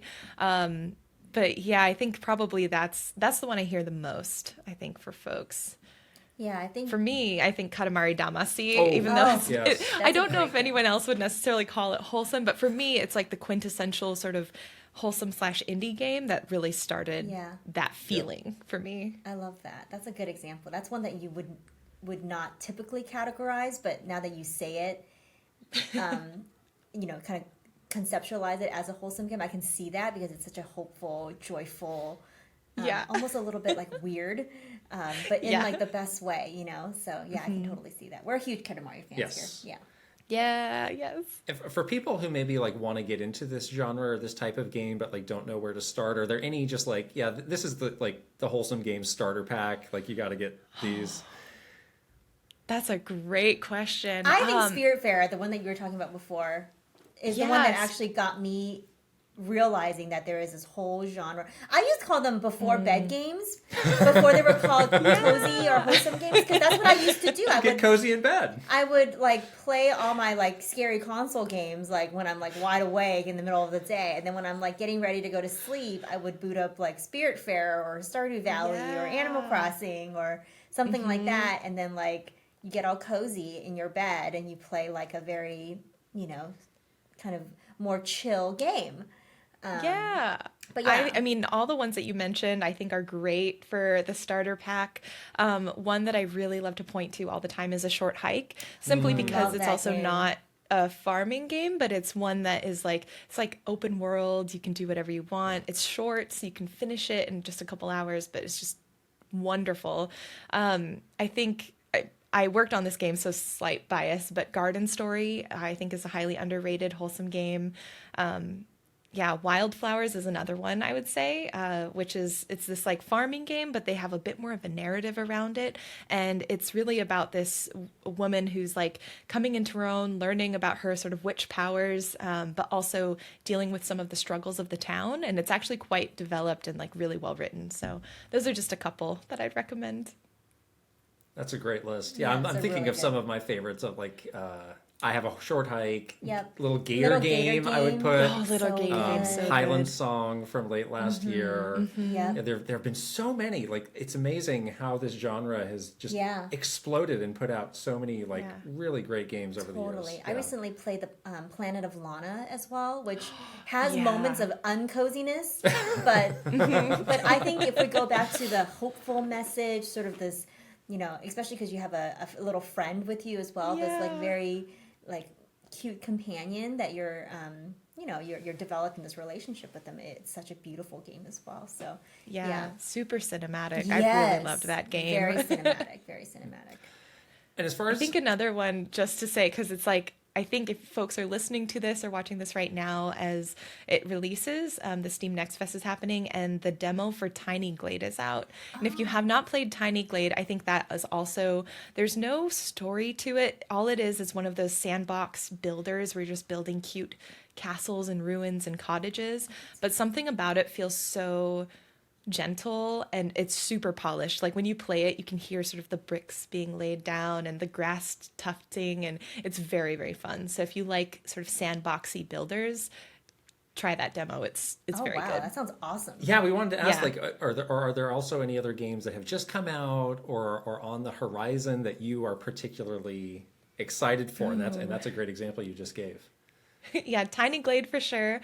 I think one of my most anticipated games just got its early access release date for August 5th, and that's Fields of Mystria. It looks like sort of an SNES Harvest Moon meets 90s anime, like magical girl anime. You said all the words that I want to hear. All the words. It's so good. It combines kind of everything that I loved growing up as a kid, and it hits the nostalgia, but it also seems to take a lot of the farming mechanics that we are familiar with and is trying to put them in a little bit of a fresh light. So I think Fields of Mystria is maybe my most anticipated game right now. Cool. I haven't heard of that one, so I have to look it up immediately after this because it sounds exactly like something that I would love. That's the fun of this genre too, is like you can stumble upon something and just get that discovery. real thrill of like, oh my gosh, I just uncovered something amazing that is very different than, so many other games. It's like, I've been hearing about this game for 3 years. I'm sick of it. I'm ready for it to come out. Yeah. The thing about this genre and this community too is like when you discover something, you literally cannot wait to tell somebody else about it. Like, whenever I discover a new game in this genre, I'm always just, like, messaging every person I know to get them to play, too, because I just feel like there is so much unique variety in this genre, and, like, just a lot of stuff where you kind of just, like, can't help yourself but share it, which I think is really unique to this community. So, you talk to so many developers working on these games, you play so many of these games. Do you have a sense for, like, what the next phase of Wholesome Games might be? Ooh, I would say, I think the next phase may involve more genre blends and like mechanical blends. I think the developers and publishers, they're seeing like a lot of these cozy games, they've come out, they've done really well, but the ones that have seen the most success, I think, are the ones that kind of blend things in unique ways. I think Ooblets is a great example. That one came out a few years ago, but it's like card game meets sort of farming life sim. While it's not what you would typically call, it's like an unconventionally cozy game. I think Dredge is one of those games where it's like you have fishing, but there's elements of horror. So I think folks playing around with genres and maybe blending elements of different genres together is going to be more prominent. Based on just what I've seen, like Dungeons of Hinterberg, for example, is kind of, to me, I look at it and it's a very wholesome game with some of the themes that it has, but it's like dungeon crawling meets sort of life sim. You're getting to know people in the village, plus it's like an après-ski something. I don't know. There's this whole blend and mishmash of stuff, and so I think just generally in the industry, I think that's where we're moving, and we're going to see that reflected in wholesome and cozy titles as well. It's a really exciting like time and place It really to is. be. Yeah. So I'm a bit like jealous of you, of like, wow, you are in this place where there's so much growth and so many exciting things happening, and you just get to see it all coming together. That's really exciting. Yeah. For our last question, I did want you to help us maybe settle a bit of a debate that we have about whether something is or is not wholesome or cozy, or again, however. Yes. The game Stray features a very cute cat doing cute cat things, but also occasionally running for its life from terrifying alien monsters that will eat your face off. But there is a scene where you can the cat sleeps on a pillow in a very vibey room. And you could just, you don't have to play the game, just put the cat there, let it sleep in the vibey room. The scale is perfectly balanced. There is some beautiful incense, there is beautiful lighting, and you could just watch that little cat breathe. The cat does not... Nothing happens to the cat at the end of the game. The cat is you survive. Fine. I played the entire game and the cat was fine. I don't know. So I think it is a cozy game, but But how do you feel about this? Disagree. So settle the debate for us, please, Jenny. Please. Again, I just want to like anyone, if you feel like it's cozy to you, that's great. I will say I have somewhat strong feelings about Stray because I felt like it was a bit misleading, where it gave me the impression that like this cat, we were going to be fine the whole time. And honestly, for the first like half of the game, maybe even 2/3 of the game, your cat could not like die. Like you had those like face sucking things, but that was like the extent. You just restart and that's fine. Honestly, sorry, spoilers for a couple of years old game. But when you get to this one area, your cat can get zapped quite aggressively. And that, honestly, I got like slightly jump scared by it because I was not expecting it. I felt like it was so aggressive against the cat. So for me, it was not a cozy game. Oh no! Sounds pretty cut and dry to me. Okay, I think that's a good reasoning. It's all. But I think it did have really beautiful, cozy moments. It did have cozy moments. And I think Here we go. That's the beautiful thing, though, because I think what's really cool, even in games like Monster Hunter, or even horror games like Resident Evil, there are elements of coziness that are getting brought in. I think the prominence of the Can You Pet the Dog Twitter account shows that like even games that aren't cozy are going to be like, well, let's have them pet the dog or pet the crab or whatever animal we have in here, because we know that this is something that resonates with folks. And so I think even though maybe everyone listening doesn't necessarily want to play like wholesome games all the time, I think that shows, you know, in the industry, we're seeing elements of coziness being brought in, because even in the AAA studios, they're saying, hey, this pacing change resonates with players. Right. Let's give them that variety just so that they can have more full experiences in games. Yeah, I love that. I think that's such a good point where, even horror games can have a moment to give you a bit of a reprieve, and that kind of element seems to be very prominent now in a lot of the games that we play. So coziness has really infiltrated all aspects of our lives. I love it. Which is great. This is exactly where we wanted to be. Yeah. Yeah. So if people want to watch the Wholesome Direct, how can they do that? You can visit our YouTube channel, and our Twitch channel is at Wholesome Games. And yeah, I'm super excited for the broadcast. Thank you again for having me on here just to talk about wholesome things. I did have one last thought, actually, because now I'm thinking, you were asking about the future of wholesome games and cozy games. I think one thing that I hope and I believe we'll see is like more personal and specific stories being told.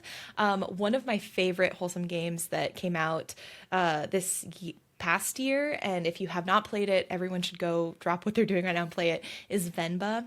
Yes. Love it's a that game. Yeah. And I think this idea of telling really specific personal stories is one that's really uniquely suited to like the wholesome sort of genre or aesthetic, and I think that's something I hope that we see more of, is these specific stories, especially from people who don't normally get to tell their stories in games. So. Yeah, I totally agree with you. I had that same feeling when I played Venba, which I think we both loved, and that story resonated very personally with me, and just seeing others out there that share similar life experiences, they can tell it in such a beautiful way, is just one of the wonderful things about being in games. And so we're lucky to be here, and we're lucky to have so many creative and wonderful people around us making beautiful things. So yeah. Well, thank you again, Jenny, for being with us. We are going to get back to our busy June announcement season. All of us are just like, we're not cozy right now. We're a little crazy. Cozy at the moment. It's crazy games right now.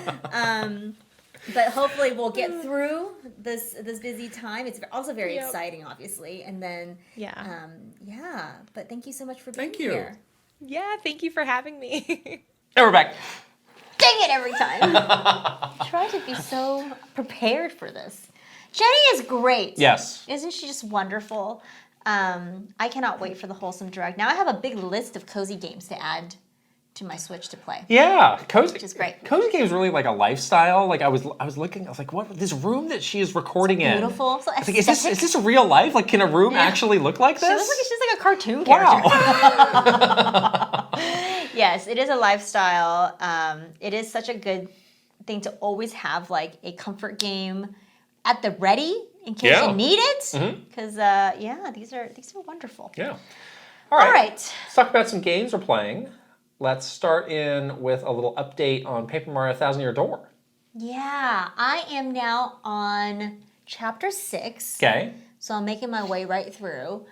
And I played my favorite chapter of the whole game, which is chapter 5. And it's still totally held up, and I really loved it. I really love that chapter for a number of reasons. I think the characters are really great in that chapter. I love the setting.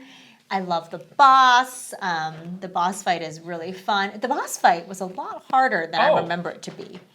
And then I was like, wait, I need to put more strategy into this one. Because usually the boss fights are not as, you can kind of brute force it, and just like whittle down the health. But this one, I really did need to think about like which partners to switch to and which abilities to use to my advantage. And now that you have more partners, it's fun to like experiment with what they can do in battle, which has been really, really cool. But yeah, I feel like I'm closing in on sort of the the tail end of this game, and I'm getting a little sad because it's like, oh, I feel like I'm going through it so fast. But yeah, I did really enjoy Chapter 5, and it's my favorite chapter in the game. So yeah, it was awesome. A lot of people have been saying when they level up, they don't put any points into hit points. I know, just badges. Are you one of these people? Is that why this was maybe tricky? No, I have a pretty even spread of hit points, flower points, and badge points. Although I am with these people, like I've seen builds where people have put like almost everything into badge points, and they have such a cool combination of badges. They're doing like 35 plus damage to a boss per, to an enemy per hit. So yeah, whoever has figured out their Elden Ring Paper Mario build, way to go, guys. Mine is a little bit more balanced. I think I do like more badge points. Like I'll probably do like 2 upgrades of badge points and then like 1 upgrade of either flower points or hit points. So I do have a fair amount of badges equipped. Our community member, Super Pistachio, who is a super fan of Paper Mario, gave us the big hint for badges is to get that quick change badge. That badge is like a game changer. Like I have that. That one takes a lot of little pips though. It's like 7 bubbles or circles to equip that one. But that has made the fighting so fun because you can experiment a lot more.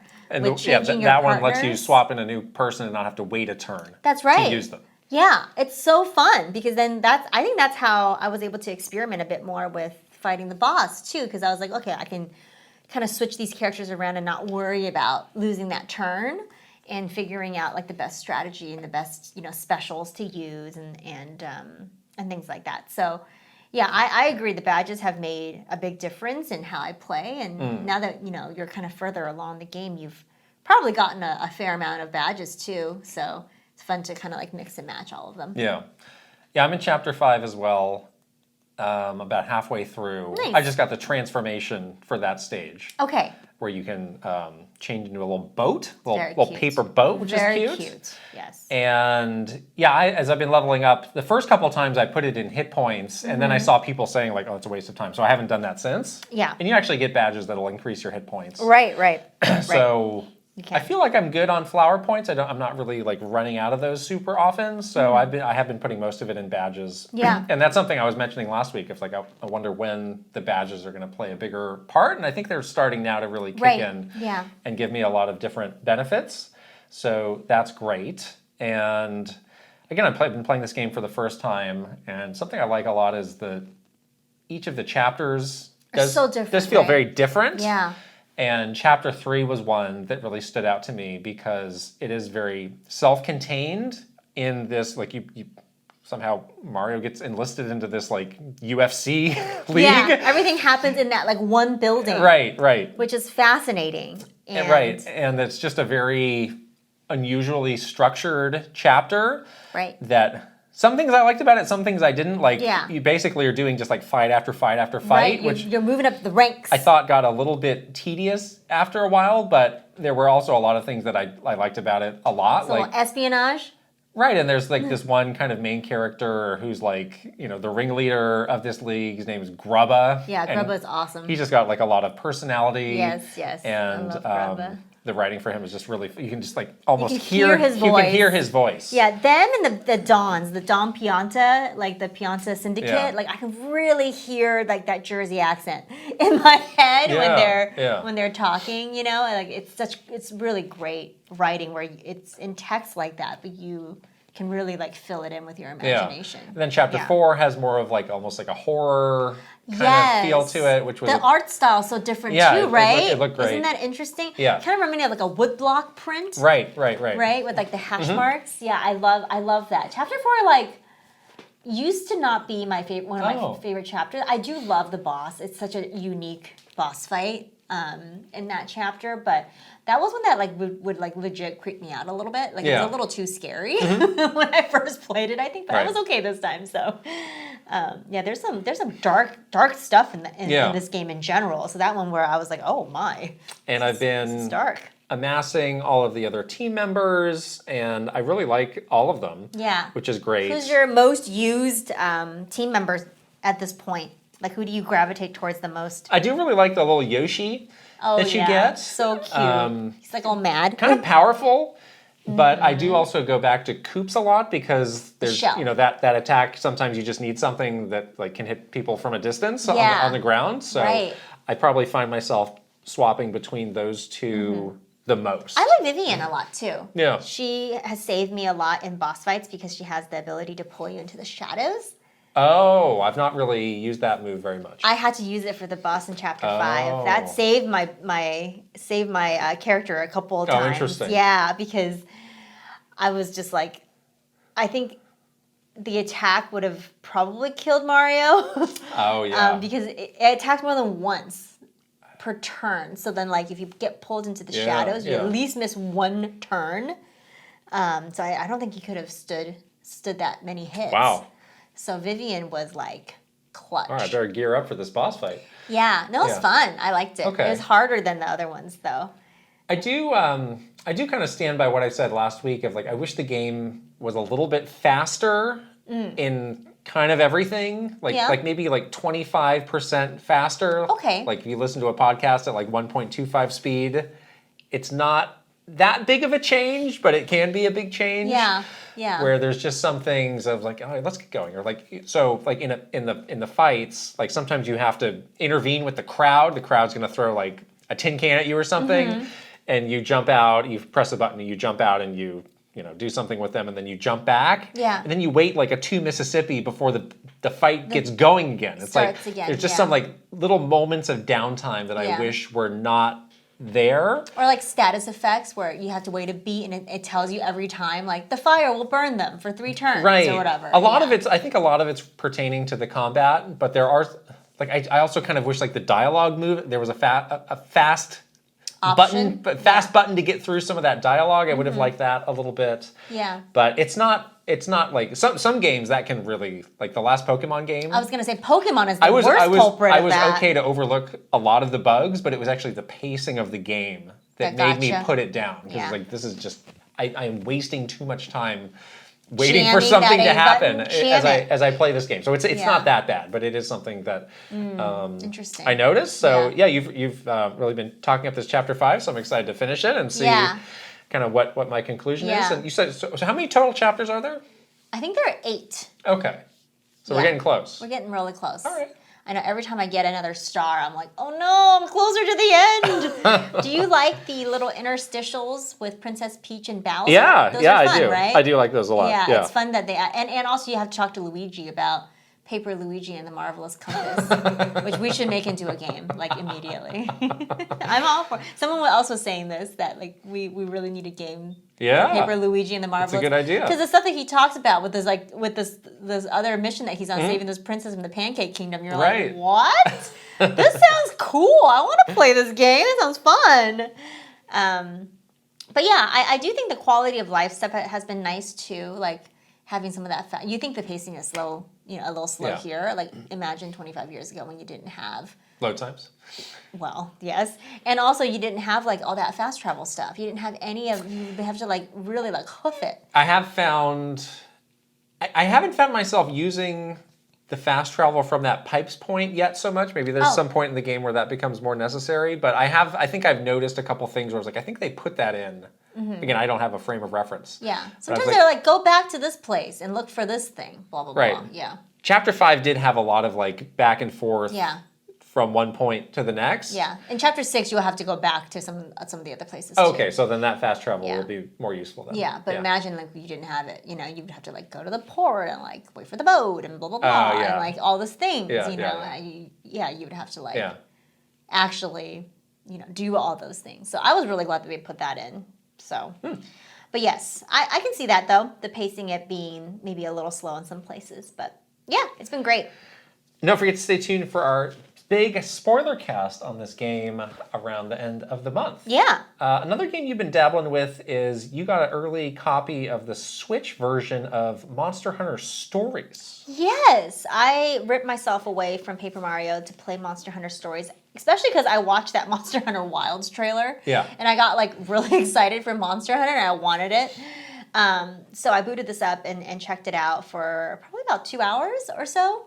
It looks amazing on Switch. I was shocked at like how beautiful the cutscenes are, and this one is a little bit different than a traditional Monster Hunter game. It is one where you sort of collect different monster eggs, you hatch them. It's kind of like Pokemon almost. Yeah. And you have sort of like different monsters that fight alongside you. There is I was really surprised by the story. I did not expect this at all because it was very dramatic and also like a bit heartbreaking. And I really like stared at that cutscene like mouth agape because I really didn't expect that to happen. I was like, oh my gosh, this is like some serious stuff. So you get set up for this like very dramatic story, and you are sort of just starting out in your life as like a monster rider, like a trainer rider. And you kind of like have to learn the ropes from like the chief, and you go and collect all your monsters. You get these rare eggs and you can hatch like rare monsters. The battle's really interesting. It's like a sort of like a combat wheel of different types of attacks. So it's like you can do a powerful attack, you can do a speed attack, or you can do a technical attack. You kind of have to match the opposite attack to the enemy. With your monster and yourself, you can also ride your monster to do like a special. So yeah, it's actually really, really fun. I'm really enjoying it. I'm going to be playing this some more, especially because we have some trips coming up. But yeah, it's great. I love it. So this was previously a 3DS game. Yeah. And it's coming to Switch. I think it's coming to other platforms I think so, too. yeah. I played Monster Hunter Stories 2. Right. Which was, out of the gate, a Switch game. And yeah, I liked it a lot. For some reason, I didn't end up finishing it, but it is very different, but still has a lot of those ideas for Monster Hunter that are really good. And yeah, just had kind of a very fleshed out world. Like we were saying, like, the core Monster Hunter games, we kind of don't care about the story, but these had pretty good stories. It's called Monster Hunter Stories for a reason. Is there more than one story? Are there multiple stories? Maybe. I haven't gotten to the different stories, but the one that I have so far is pretty good. Yeah. Let's go back and talk a little bit about Star Fox Assault, since we liked it so much. So this game, this is like a 20-year-old game. This is a GameCube game. But it does have a lot of, breaking new ground moments for the series that they just haven't really returned to over the past 20 years. I wonder why. And I was just wondering why they haven't done that. So this was developed by Namco, so kind of some fresh blood into the series. And it does have the on-rails space shooting stuff, which feels good, kind of feels like what you would expect from a Star Fox game. Right. But then, a lot of the game was done like on an actual planet where you're actually getting out of the R-Wing and doing like third-person shooting as Fox. And, third-person shooting, or just shooting in general, has come a long way. But it felt pretty good. It felt good. You can... you sort of have a base weapon. You can also pick up other weapons to try out. And they also have this like tank situation, which controlled very differently than what I expected, than the R-Wing, obviously. And they made it so that it feels different. But you sort of have all these different options for combat. So it made it more interesting. It feels more interesting when you can freely explore like these bases on these planets. You can still jump back into the R-Wing and do the R-Wing stuff. You still have all the, the dialogue between all the characters.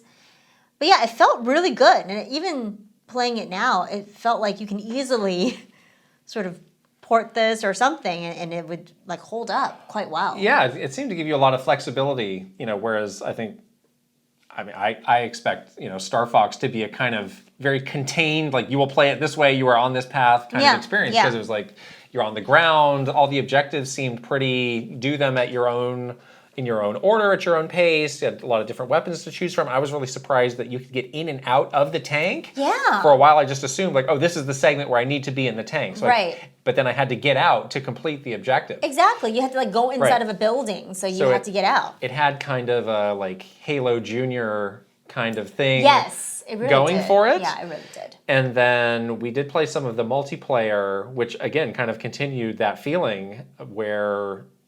Yeah, you can set it so that all the different options are available. You can have the tank available. You can have the R-wing available. Yeah. All the different weapons are out. You start on foot, but then you can just go get an R-wing and be flying and just around. Blast away, yeah. And it seemed to be relatively well balanced, where it's not like an instant win if somebody gets that. Like there's weapons from the ground that can deal with it, but there are a lot of strategic advantages to doing one or the other. It's so fun too. The games are really quick. We were just playing one-on-one, which is not probably the ideal way to play this, but we were having a good time. It was really cool. I really liked it.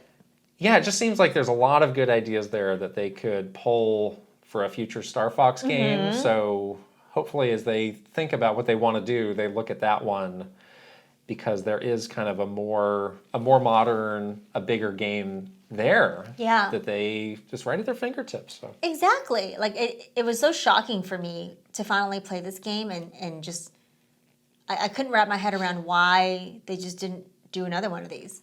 You know? Yeah. Like it was so good. So yeah. Let's move on to the news. Zelda Lego has been confirmed. Wow. That's been rumored forever. Yeah, and I think that got leaked. Like there were some images of that got leaked. That's right. Last year as well. So this is the Great Deku Tree 2-in-1 set. So you can do the Ocarina of Time Deku Tree with young and adult Link, and Link and Zelda with the Deku Tree from Breath of the Wild and Tears of the Kingdom. Okay.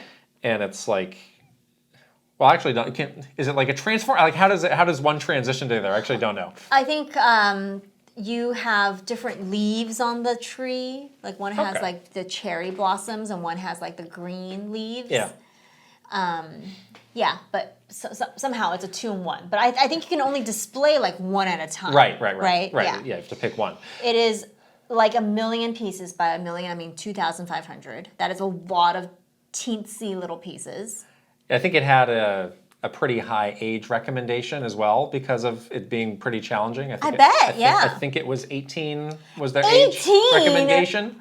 Oh my gosh. Like when we got that NES Lego, like the instructions for that are like a phone book. Like it is a thick book. I had somebody make it for me. Someone that wanted to do it. Because I am not a Lego person. I'm not smart enough to do it. It's also cost $300. You were like, it costs almost as much as a Switch, and that shocked me. It's somehow. It's a lot. That shocked me. And I realize, again, not a Lego person, but I realize there is a market for like super ultra high end Lego. People just build it and display it. Right. So that's a different kind of thing, you know? Right. I have to imagine there will be more Zelda Lego stuff coming. Yeah.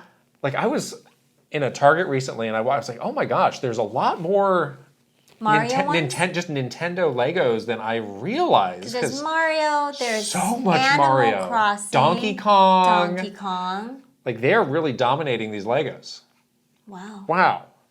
I guess Lego has every license in the world, it seems. Why not? Like this is nuts. Yeah, they really do. Yeah. Disney, Star Wars, everything, really. Yeah. So, and this is coming out on September 1st. Yes. And you are not getting this. I'm guessing. No, I'm not getting this either. It's very expensive. I mean, beyond not being into Legos, I don't know. This design kind of wasn't doing it for me. Oh. I don't know what I would have wanted, but you didn't like the little minifig. I thought the minifigures look cool. Can I just buy those on their own? Probably. Not have to. No, I bet you can't. Oh, you can't. I bet you can't without spending $300. It's too bad. Yeah. Big breaking news last night. I saw this and I was so happy. Oh my goodness. Like a Dragon live action TV series has been announced.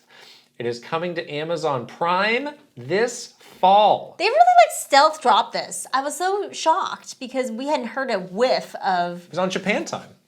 No, we didn't hear anything about them like working on a series for Yakuza, have we? This is breaking news. Right. That's what news is. It's information that's But new. like we've never even heard like a teaser of it. It's new information. It's news. We've never heard. No. There's been no leaks around like Midori didn't know about this? No, I'm just saying, like, it's so crazy. No, there haven't been. It's so crazy, though. It's news. Wow. So yes, this is very exciting. Yeah, it's coming out soon. They're going to do 6 episodes. It sounds like they're going to break it into sort of 3-episode chunks and drop those at a time. This actor, Ryoma Takeuchi, is going to be playing Kiryu. There's still a lot of information yet to come out about the full casting of who's playing every character, but it seems like this is going to be taking place kind of in the time frame of the early Yakuza games, which is really the heyday of Kiryu, not so much on the current games. Yes. This actor's pretty young, so... I did look this actor up, and I wasn't exactly seeing it. I can't see it. But there's a lot I trust the process. Little tricks they can do. Trust the process. Better hit the weights. Oh, he's going to have to be lifting some stuff. I need negative body fat on this guy. He's going to get jacked. The director is Masahiro Take, which is the director from the Naked Director TV show on Netflix. That show is so good. I know nothing about that. Okay. It is one of the most, it's so good. You guys should watch that show. It is for adults, though.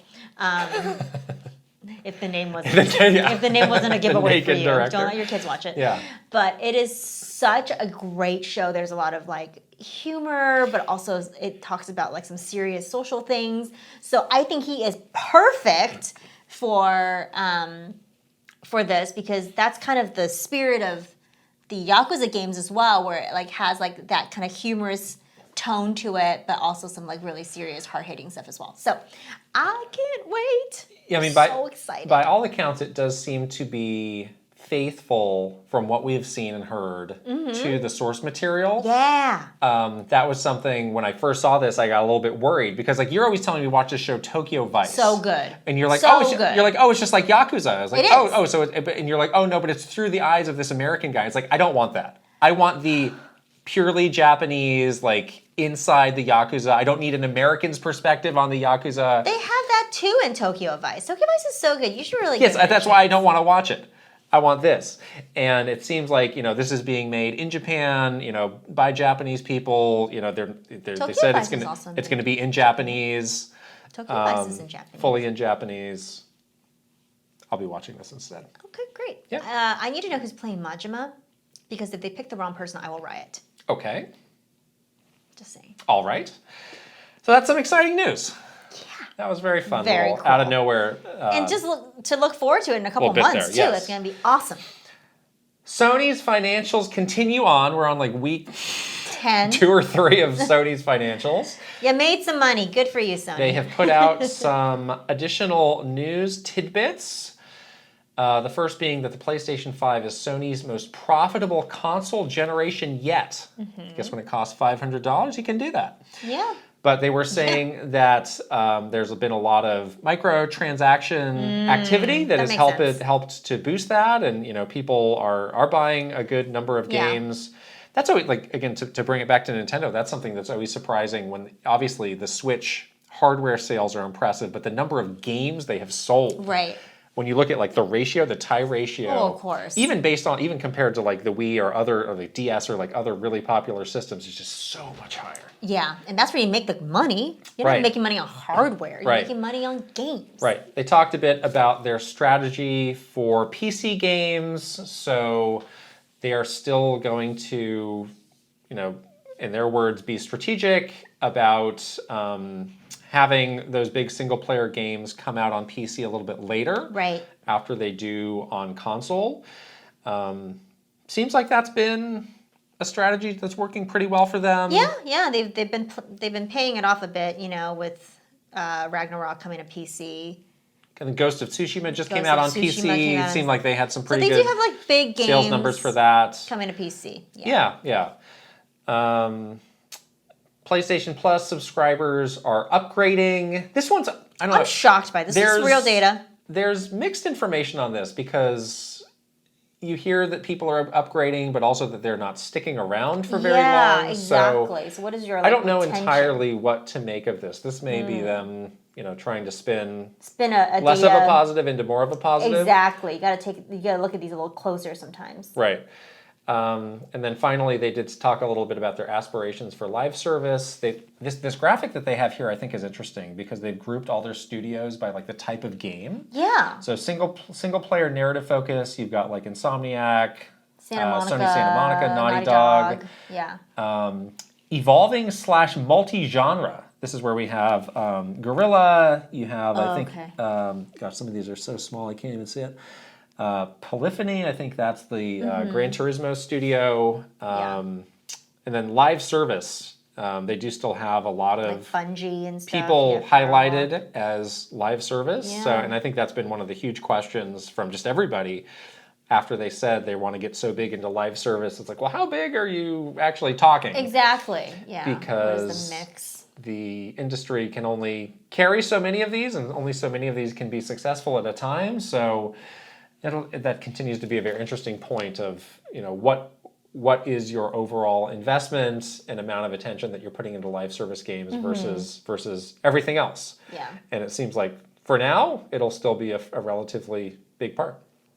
Yeah, but it doesn't seem to be overshadowing the biggest part, which is their single player narrative driven studios, which is kind of what you go to PlayStation for. Right. So at least right now the balance is still there and hasn't like totally skewed to the live service stuff.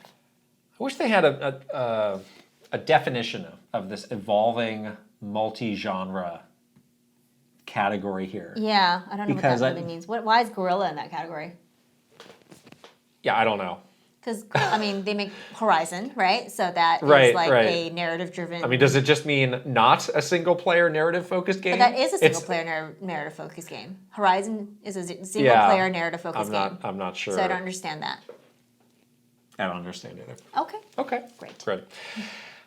That's the news. Yeah. And sure to be a packed news segment next week on our episode. Oh, boy. Let's not get too far afield, though. Let's answer some questions from our Patreon community. See the shirt I'm wearing here? Oh, yeah. This is our wonderful Kit Krysta merch. We are in the home stretch for this merch. Yes. This is going away at the end of June. Right. If you want to get it, now is the time to order it. Right. We've got shirts, sweatshirts, mugs, water bottles, stickers, prints, notebooks, you name it. Anything you imagine is there. Yes. And it's made by our wonderful community member, Frulio. We will be sunsetting this at the end of June, putting this into the Kit and Krysta vault. Yeah.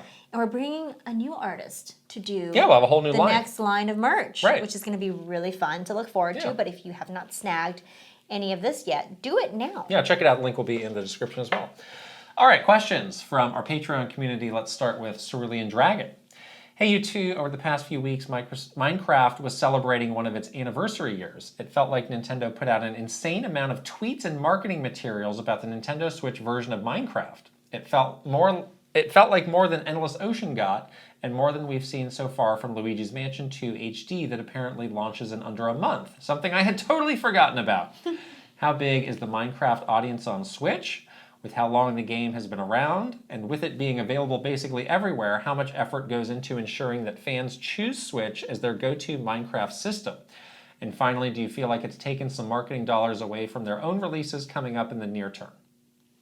Yeah, Nintendo went really big on Minecraft when it finally came to Switch. They even had that Mario Minecraft pack, remember? That's really amazing. That was amazing. Even if you only have a passing interest in Minecraft, that is worth checking out. Exactly. To see how extensive that kind of Mario-themed world is. Exactly. It is so cool. We are very terrible Minecraft players, as you guys all know, but we were there to check out the Mario stuff when it was launching, when we were still at Nintendo, and that partnership really does run pretty deep. It is truly something that I think both parties see a lot of value in. Obviously, Nintendo really wants to capture that age group that plays Minecraft. That is one of their priority audiences.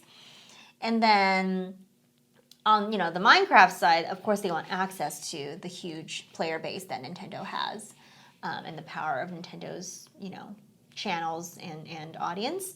So it is very mutually beneficial, and I think both parties see that.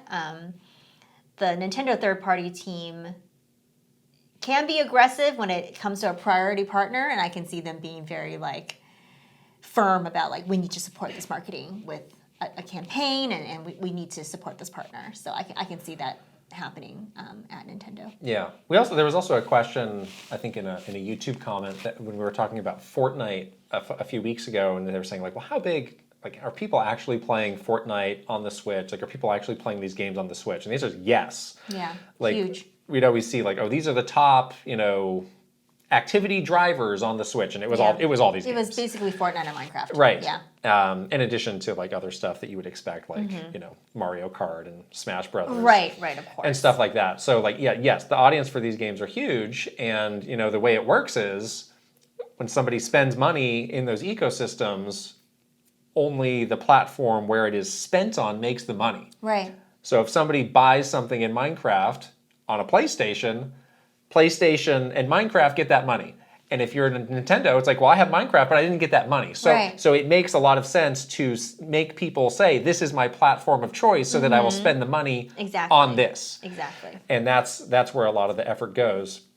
This last bit of the question here, does the budget that goes toward promoting Minecraft take away from any first-party stuff? The answer for that is absolutely not. No. These are all separate things, and Endless Ocean seems like as close to a pack and ship as Nintendo's ever going to have. They probably had a very small marketing budget for that game because they knew they didn't really need to do it. And Luigi's Mansion, we'll see. Yeah, there may be more. They haven't kicked it off. Yeah. They haven't kicked it off truly yet. I don't think. Yeah. They always get a little late on their launch window. I don't think they'll do nothing for that game. I don't think they'll do nothing for that game. Ninja 11's next. Hi, Kit and Krysta. Jeff himself responded to a joke tweet that had his image and an image of Multiversus and falsely quoted him claiming that Multiversus is the best fighting game ever and is going to win Fighting Game of the Year again and beat Tekken 8. This account does these kinds of stunts all the time where they put an image of a relevant celebrity and game and come up with outlandish quotes, and it makes you scratch your head for a second until you realize who posted it and that it's obviously fake. I know Jeff is a big tweeter, but is his response to this because he doesn't want this false quote, or did someone from Player First Games or Bandai shoot him an email? I'm sure he just wanted to make sure that no one takes a joke seriously. But some people don't know that this is a joke account. That's true. You will be surprised at how many people think that like the Onion or like Hard Drive News, like people at Nintendo are real.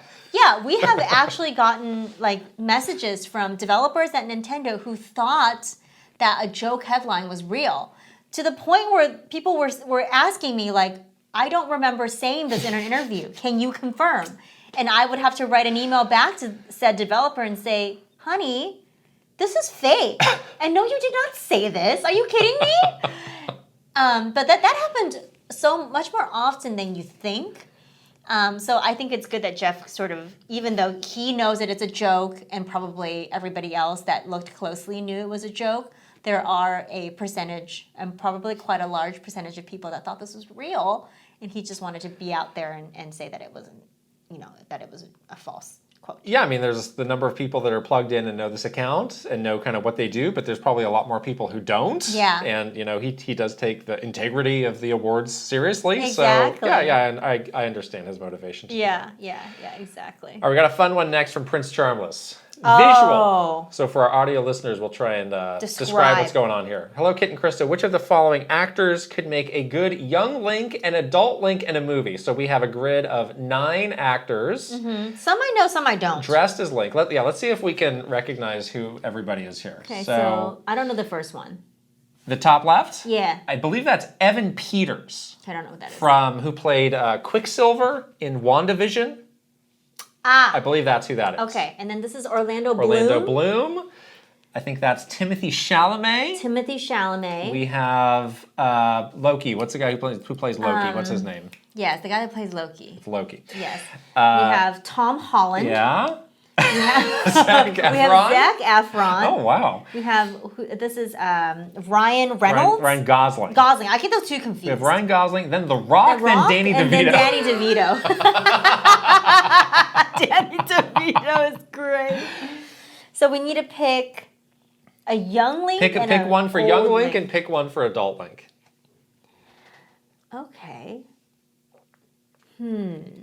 None of these are young enough for young Link, I don't think. They're all a little bit old. They're a little bit older. I think Chalamet is probably the closest. Or the Quicksilver guy. Yeah. Yeah, the Quicksilver guy kind of looks a little evil, and I think young Link is very innocent. So you have to pick like an innocent child to play young Link, I think. Old Link though. Old Link. Oh my gosh. I want to say Danny DeVito, but I'm gonna go with the Evan Peters. I like that because some of these have just been done to death, and it's like, yes, Tom Holland, we get it. Yeah. Or you can't just look, Orlando Bloom, he's already dressed as like Legolas, basically, and you just put him in green. Right. Like, you can't do that. You can tell how bad some of this AI art is because it's like, why is the sword poking out this way? It's like, oh yes, let me grab my sword. Shunk, I just cut my hand off. My hand is now a stump. Oh man. Oh man, these are bad. I wouldn't mind Zac Efron if we fixed his face. Zac Efron's been fixing his own face lately. Has he really? Yeah, but I think he had some sort of an accident. Oh, okay. He was in like a car accident. Oh, well, that's not his fault. Yes, I feel like he could be with better makeup. And like just a better costuming, he could be all right. Actually, all right. He has like the features. That's a scenario I'm not sure many people have considered. That's fun. He can sing. Okay. So maybe if we do a Zelda the movie, the musical. He can sing? High School Musical. Oh, was that him? Yes. Okay. How many Call of Duties came out since that? Maybe 4. That may have been like around the time of the original Black Ops, right? I think so. Yeah. That was like the Wii era. COD Blops? Wii U era. That's what people called it. COD Blops. Tay120N64's next. What's the likelihood this post from NOA on May 31st was supposed to go out, say, approximately 4 weeks ago and got tied up in some kind of approval? Adding on to that, was there a notable time, either of you, where you had a post or a piece of topical marketing that you missed the timing on but went forward with anyway? So, have you seen this tweet? I have seen this tweet. And then later on someone posted that said the tweet was deleted. So this got deleted. Deleted. And everybody noticed that these all look like designs from Star Wars. Yes. That they were doing here. So I think Tay is trying to say, like, was this meant for like May the 4th? Yeah. So what do you think happened here? I think it probably was that, actually. They were. But then why did it get deleted? I'm sure legal was like, you can't represent these Star Wars vehicles that blatantly. It was really obvious. Yeah. Even if you had nothing in the tweet itself about it referring to. So this is exactly what I think would happen. I think they pitched this as a May the 4th idea. Yeah. That got rejected. They already had made the video and everything, so they were like, why don't we just wait a couple of weeks and get the video out without any mention in the copy to May the 4th. We won't use the hashtag. We won't do any of that stuff. Is that okay? Someone might have said yes, and then later on, someone might have was like, actually, no. Thought twice? You got to delete that. Yeah. We watched it again. It's too obvious. It's too or somebody much. else who wasn't involved saw it and like, I don't think so. Yeah. Yeah, you're probably right. It is also good to note that the head of NOA marketing now used to be the head of legal. So I'm sure that person is very careful about like the legal ramifications of things. And Nintendo was always pretty conservative. Like everything that we did had to go through these like IP approvals where they would make sure that all your stuff was, not only the Nintendo things were written correctly, but also anything that you posted wasn't infringing on anybody else's IP. And they were all very conservative. So I can definitely see that sort of cycle of events happening. Yeah. Oops. But to the second point of this question of like things being delayed or things coming out late, like we see this ourselves all the time. It's very easy for us to spot like, oh, this was meant to be for earlier and this got just hung up in some approval or somebody was busy and couldn't get to it. Yeah, last year they did this thing where all of these content creators got these Zelda puzzle boxes, but in like October, where I'm sure that if that was a tactic in the launch campaign for Tears of the Kingdom, and they had in there like, do a really fun, I can read the slide in my head right now. Objective. Encourage content creators to film videos by sending them a puzzle box to drive home the gameplay aspect of shrines and puzzle. Key insight. Yeah, key insight. You need something to incentivize content creators to make videos. So the puzzle box, blah, blah, blah. Anyways. And then like they have this thing at Nintendo where everything has to be like tested for, like conflict minerals and like... Is this poison? Is it poison? Yeah. If you lick this, will you die? Right. Like they make you do that even for all of even if you're not selling the stuff. Like usually it's for when you sell merchandise. But this is like, even if you're sending out like 10. You still have to do these, or you have to ask for this exception. That's very hard to get. And I'm sure what happened was that box got stuck in the green testing or procurement process. And then we saw like tweets from creators in the Nintendo creator program, like months after the game came out. It was literally like October. They're like, look at the puzzle box Nintendo sent me. And we both laughed so hard. We're like, oh my God, that totally got stuck somewhere and is now really late. So, yeah. Yes. Next question from Tuskoob, also about marketing of recent games. This question might be really loaded. Sorry. Oh. What could be the reason Nintendo is in such a pack and ship state over the 1,000-year door? The sales projections are reportedly very low. In-store ads are limited to just a few still screens of the promo art when every other game, even Nintendo World Championships, has full video ads rolling. And there's the whole pre-order canceling debacle. Is it not kind of puzzling or even frustrating that this is what the expectation for this release was? This has been receiving killer reception and possibly sales, especially in comparison to everything they've put out in the last 6 months, and for such a beloved game. So why is this the release they are so hesitant on? Have they done enough marketing for Paper Mario? They've done a lot of like non-paid marketing for Paper Mario, I would argue. They got that paper airplane expert. They had to pay him. Pretty cut and dry on this marketing plan right there. We've done our job. They have done like a lot of posts I've seen on their own channels. What I think might be happening with the marketing strategy for this game is they are probably only interested in appealing to the current Nintendo audience. Like they probably weren't super focused and didn't want to spend money to expand the audience. Like when you see like big ads or like big, digital campaigns or like those big advertising campaigns that Monica does for like Pokemon and stuff like that. What they're interested in doing is like bringing people that are currently not really into Nintendo stuff or games into the Nintendo ecosystem. But for this one, I think that they're probably just like pretty set on like, this is a port, this is a remake. We're probably just going to get the people that are already playing Nintendo games. They're going to buy this game anyway. And we don't really have to like spend too much money to do this. So that's kind of like what I feel like is going on with this. It can be hard to judge the full extent of a marketing campaign unless you know the target audience. That's because the main thing. If you don't know, then there could be a lot of things happening that you're just missing, that you are not exposed to. So I was just looking right now. They have this, kids-oriented YouTube channel, Play Nintendo, and I was just looking, and it looks like they have nothing there at all for Paper Mario. So I think that confirms what you were saying. Yeah, their target audience for this is like core Nintendo fans, probably around our age, like a bit on the older end, that you're already like super plugged into all the Nintendo info, so they're not going to spend money to advertise to you. Right. Because you're going to buy the game anyway, so why would they waste their money on you? Because I was wondering, this does seem like a game that they could try to work in for kids, where it's like, oh, it's funny, it's lighthearted, it's too much reading. It's not serious. There is a lot of reading. A lot of reading. The gameplay is also not very kid-friendly, I don't think. It's a little slow. The kids might be kind of bored. Back to Fortnite. Back to Minecraft, little Roblox. Yeah. But yeah, that's just a good, like, for most games of like, try and think of like what is the target market and kind of take yourself out of whatever market you fit in to try and see like what else might be happening on this game that I'm just not exposed to. That's like a big marketing pitfall. Nintendo fell into this a lot in the Wii days where they would be like, we would ask them, when we did marketing for Wii games, like what's the target audience for them? They'd be like, everyone.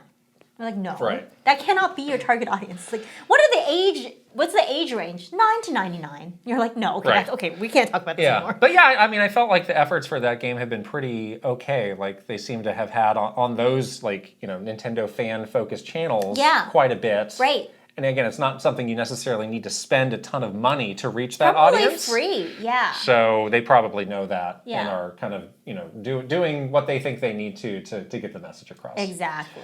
Last question is from Waltamides. Hey, Kit and Krysta, I was wondering how much Nintendo looks at how long people play single-player games. I ordered Xenoblade Chronicles 3 day one, but life events kept me from starting it, and it's remained on my backlog since. Is voting with my dollars enough, or am I holding Monolith back on other metrics? Thanks. Waltamides, you single-handedly. This is why we're not getting Xenoblade Chronicles 4. Thanks a lot, Waltamides. Wow, how could you fail all of us?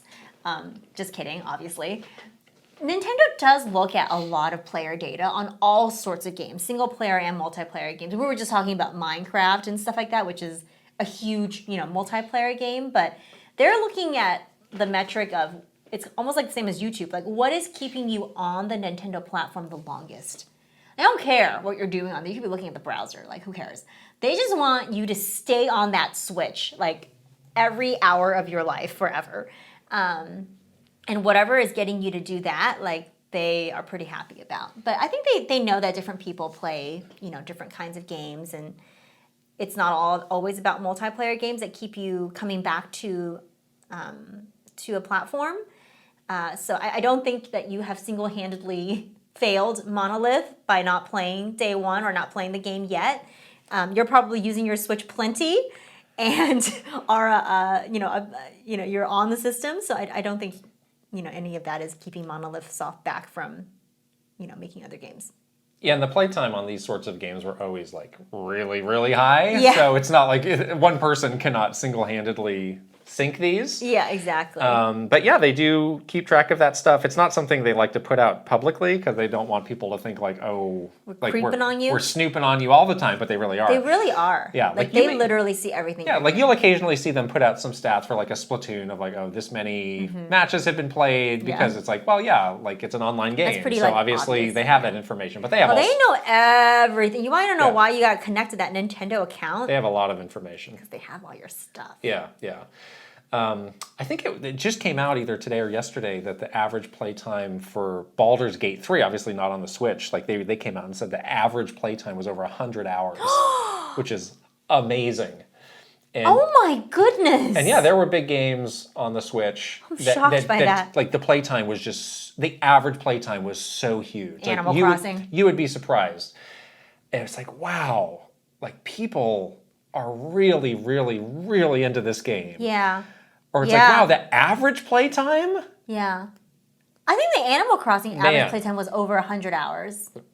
Yeah. Something like that. There were a handful of games that would just like knock your socks off. I think... for that to be the average, though. I know. It's not like, oh, this Zelda is too. This is the upper whatever. Especially like, no, Breath of the Wild had a huge triple-digit average playtime, I think. Yeah. It's a good data to have. Yeah. Yeah. Those are our questions for this week. Thanks to everybody who sent in a question. Monster episode to get us all ready to go for all the big June announcements. We're getting on the hype train, I thought. The train is so on the track right now. It's hyped. We're still on the tracks. Good. It's powered by hype. We had some dangerous Shovel moments more hype into that thing. I don't know anything about trains. They still use coal, right? Do they? Good. Well, maybe it's like a Shinkansen. Can I get doesn't use coal. Can I get that conductor's hat I had when I was 3 years old? Okay, anyways, we're going to shout out some wonderful Patreon family members. Here we go with our final boss, Aaron Hatch. There he is. And our superstar. When is Boss Appreciation Day? There is a boss appreciation. I know, Day. that's why I'm asking. She sent him a gift. Remember how they used to do that for us at Nintendo? For me? Did you do that for me? There was boss appreciation. There was like also like admin assistant day. That's a whole other thing. Okay. We'll talk about that some other time. Story later. That's a whole other thing. The superstars though. Ben Eichhorn. Mario Mayhem. Eigenverse. Kiss My Flapjack. Mike Chin. Roy Eschke. Switching it up. _ VGM Life. Link, the hero of wins. Angela Bycroft and her pig Molly. Thomas O'Rourke. Kyle LaBeouf. Roberto Nieves. Frederick Ulf Conradson. Andrew Uhas. Chili. Bruce Dash. Simon. Krashuri. And Master Discord. Well. Look at that. And the One Up Club, Aaron Burgundy. Ale Alejandro. Archimedes. Astro Dev. Awesome 46. Bad Moon Horizon. Ben GB. Bookem Dano. Bookishly Fab. Brandon Kvapel. Brooke Obscura. Brovac Novak. Call the Space Cowboy. Cameron. Shadir. Shelly Squirrel. Chris Cube. Christopher Lay. Captain Alex. Crimcat. Christabel. Dachshund. Doinko. Elite Peach. Sparts 50. Everything is Awful. Farpriest 69. Fairbound. Fernie and Jess Forever. Fox Deploy. Garth the Wolf. Gartooth. Guilty Phoenix 42. Heroic. Iris Marin. Jay Rando. Jeffrey Hernandez. Jesse Hernandez. Jonathan Rowe. Jordan Collette. Jordan Hemmerly. Joshua Clements. Juji Fruit. Justin Lemminger. Kawa 2796. Keith Kwan. Kevin Delane. Hilo Kiba. Krista Roddy Elf. Stopia Party With Me. Kyle Gamer Berry Rookie. Kyle Kretzer. Lazy Cat for Coffee. Lex. Lit. Lynn. Macho Potato. Mad Dog 5981. Magnificent Easy G plus Callie Marie. Marky Man 64. Mario Man 392. Mbukar. Mecha Dragon 101. Megan. Michael Cravens. Mikey. Mr. Ryan 07. Motomania. Mr. Andy Pond. Mr. Beans and Dip. MSN Poke Gamer. Mitran. Nasir. Nathan Burkhart. Naif E. Ninja 11. Pangy. Paul C. Pace. Paul Gale Network. Prime Factor. Prince Charmless. Reaver. Raintac. Record Rumble. Riot 1. Rob. Rocks. Rionetta. Sakura Sky. Sharif Jackson. Shinryu. Schmiggles. Slowbro. Snazzle. Spicy Witchkin. Steel Citron. Swimmy Fish. Tales of Link. Tay 120 and 64. Teal Fox 64. The Kagers. The Shark Among Men. The T-Man. Thomas Alvarez. Three Rivers. Timmy V. Topher Schmofer. Torcheeks. Totally Joette. Travis Torline. Trajowie. Tugs Puppy Bear. Tusku. Tyler Geis. Video Game Stupid. Vidgmictor. Viridian. Virtual Bot. Weeb King. WG Grizzy. What Up Khalil. Wayu. Wicked Davy. Will Johnson. Zelgoroth. Zapatty. And Zroid. I just thought of something. You told me this weekend you went golfing I did go golfing. for the first time ever. Congratulations. Yes. It was fun. It was like a driving range? Yes. And I'm a little sore, And you actually. said you did great. And you said that the reason that you did great was that real life golf is exactly like Mario Golf. It is. And I need to hear you explain this more. It's like Mario Golf teaches you all about like looking at the direction of the wind. Oh, yeah. And then so I did the driving range for a little while, and I was really surprised because that club is tiny. Yeah. And also that ball is tiny. Yeah. So I was pretty scared that I wasn't even going to be able to hit it. But like I was like, So this is like a driver you were using. yes. A one wood? I did use the one wood. Oh. I used for my birthday, our good friend Mike Sue, mysterious trainer Mike, Yes. bought me a golf club because he wanted to A take, single golf club. Yes, he's like this is one to get you started. And was that the driver? No, it was a 7-iron, which is the most popular. Versatile? It's like your workhorse club. He got one that was like a tiny one too for my. It's like a child's size. He's like, I had to get this custom made for you because you're so little. I had to literally get a custom made club for you because you're too short for like a normal club. Dear. Isn't that sad? But it was like perfect. It fit perfectly. Yeah, custom. And then we went over to this area where you can like practice chipping onto the green, That seems hard. which is very Mario Kart or Mario Golf because Right. you have to do that thing where you like look at the grade of the green. Oh, you 'Cause it could be see the grid like in your mind, like Yeah, and you can also see like it where Yeah. it's like going down. So Right. you have to chip it like you kind of do that thing in Mario Golf where you like I'm gonna chip it this way so Yeah. it rolls down Right, towards right. the hole, right? And I freaking did it. Like I was like, this is an eagle. This is an eagle. wow. It was amazing. I was really good at it, like truly. All right. I'm gonna go play golf some more. I'm Look so out, Tiger excited. Woods. Here she comes. Here I come, people. Here I come. Mario Golf has taught me everything I know. Great. Yeah. It's exciting. It's very exciting. All right. Anyways, if you'd like to hear more golf stories, please join us at patreon.com/Kit Krysta to keep everything on this channel going. Thank you so much for keeping, our channel going to our current community. They are the best. If you're watching this video on YouTube, you can go ahead and subscribe to our channel, leave us a comment, and give this video a thumbs up. And if you are listening on audio, you can also subscribe, give us a 5-star rating, and leave a written review if you please. That really helps. And we are on the socials. We are on Twitter, Instagram, TikTok, Facebook, YouTube, and the Threads. All right, we're going to be... Hype train's leaving the station. The Hype Train has long left we the go. station. We are leaving the station to go down to LA for Summer Game Fest. That's right. We'll see you in a little bit. Bye.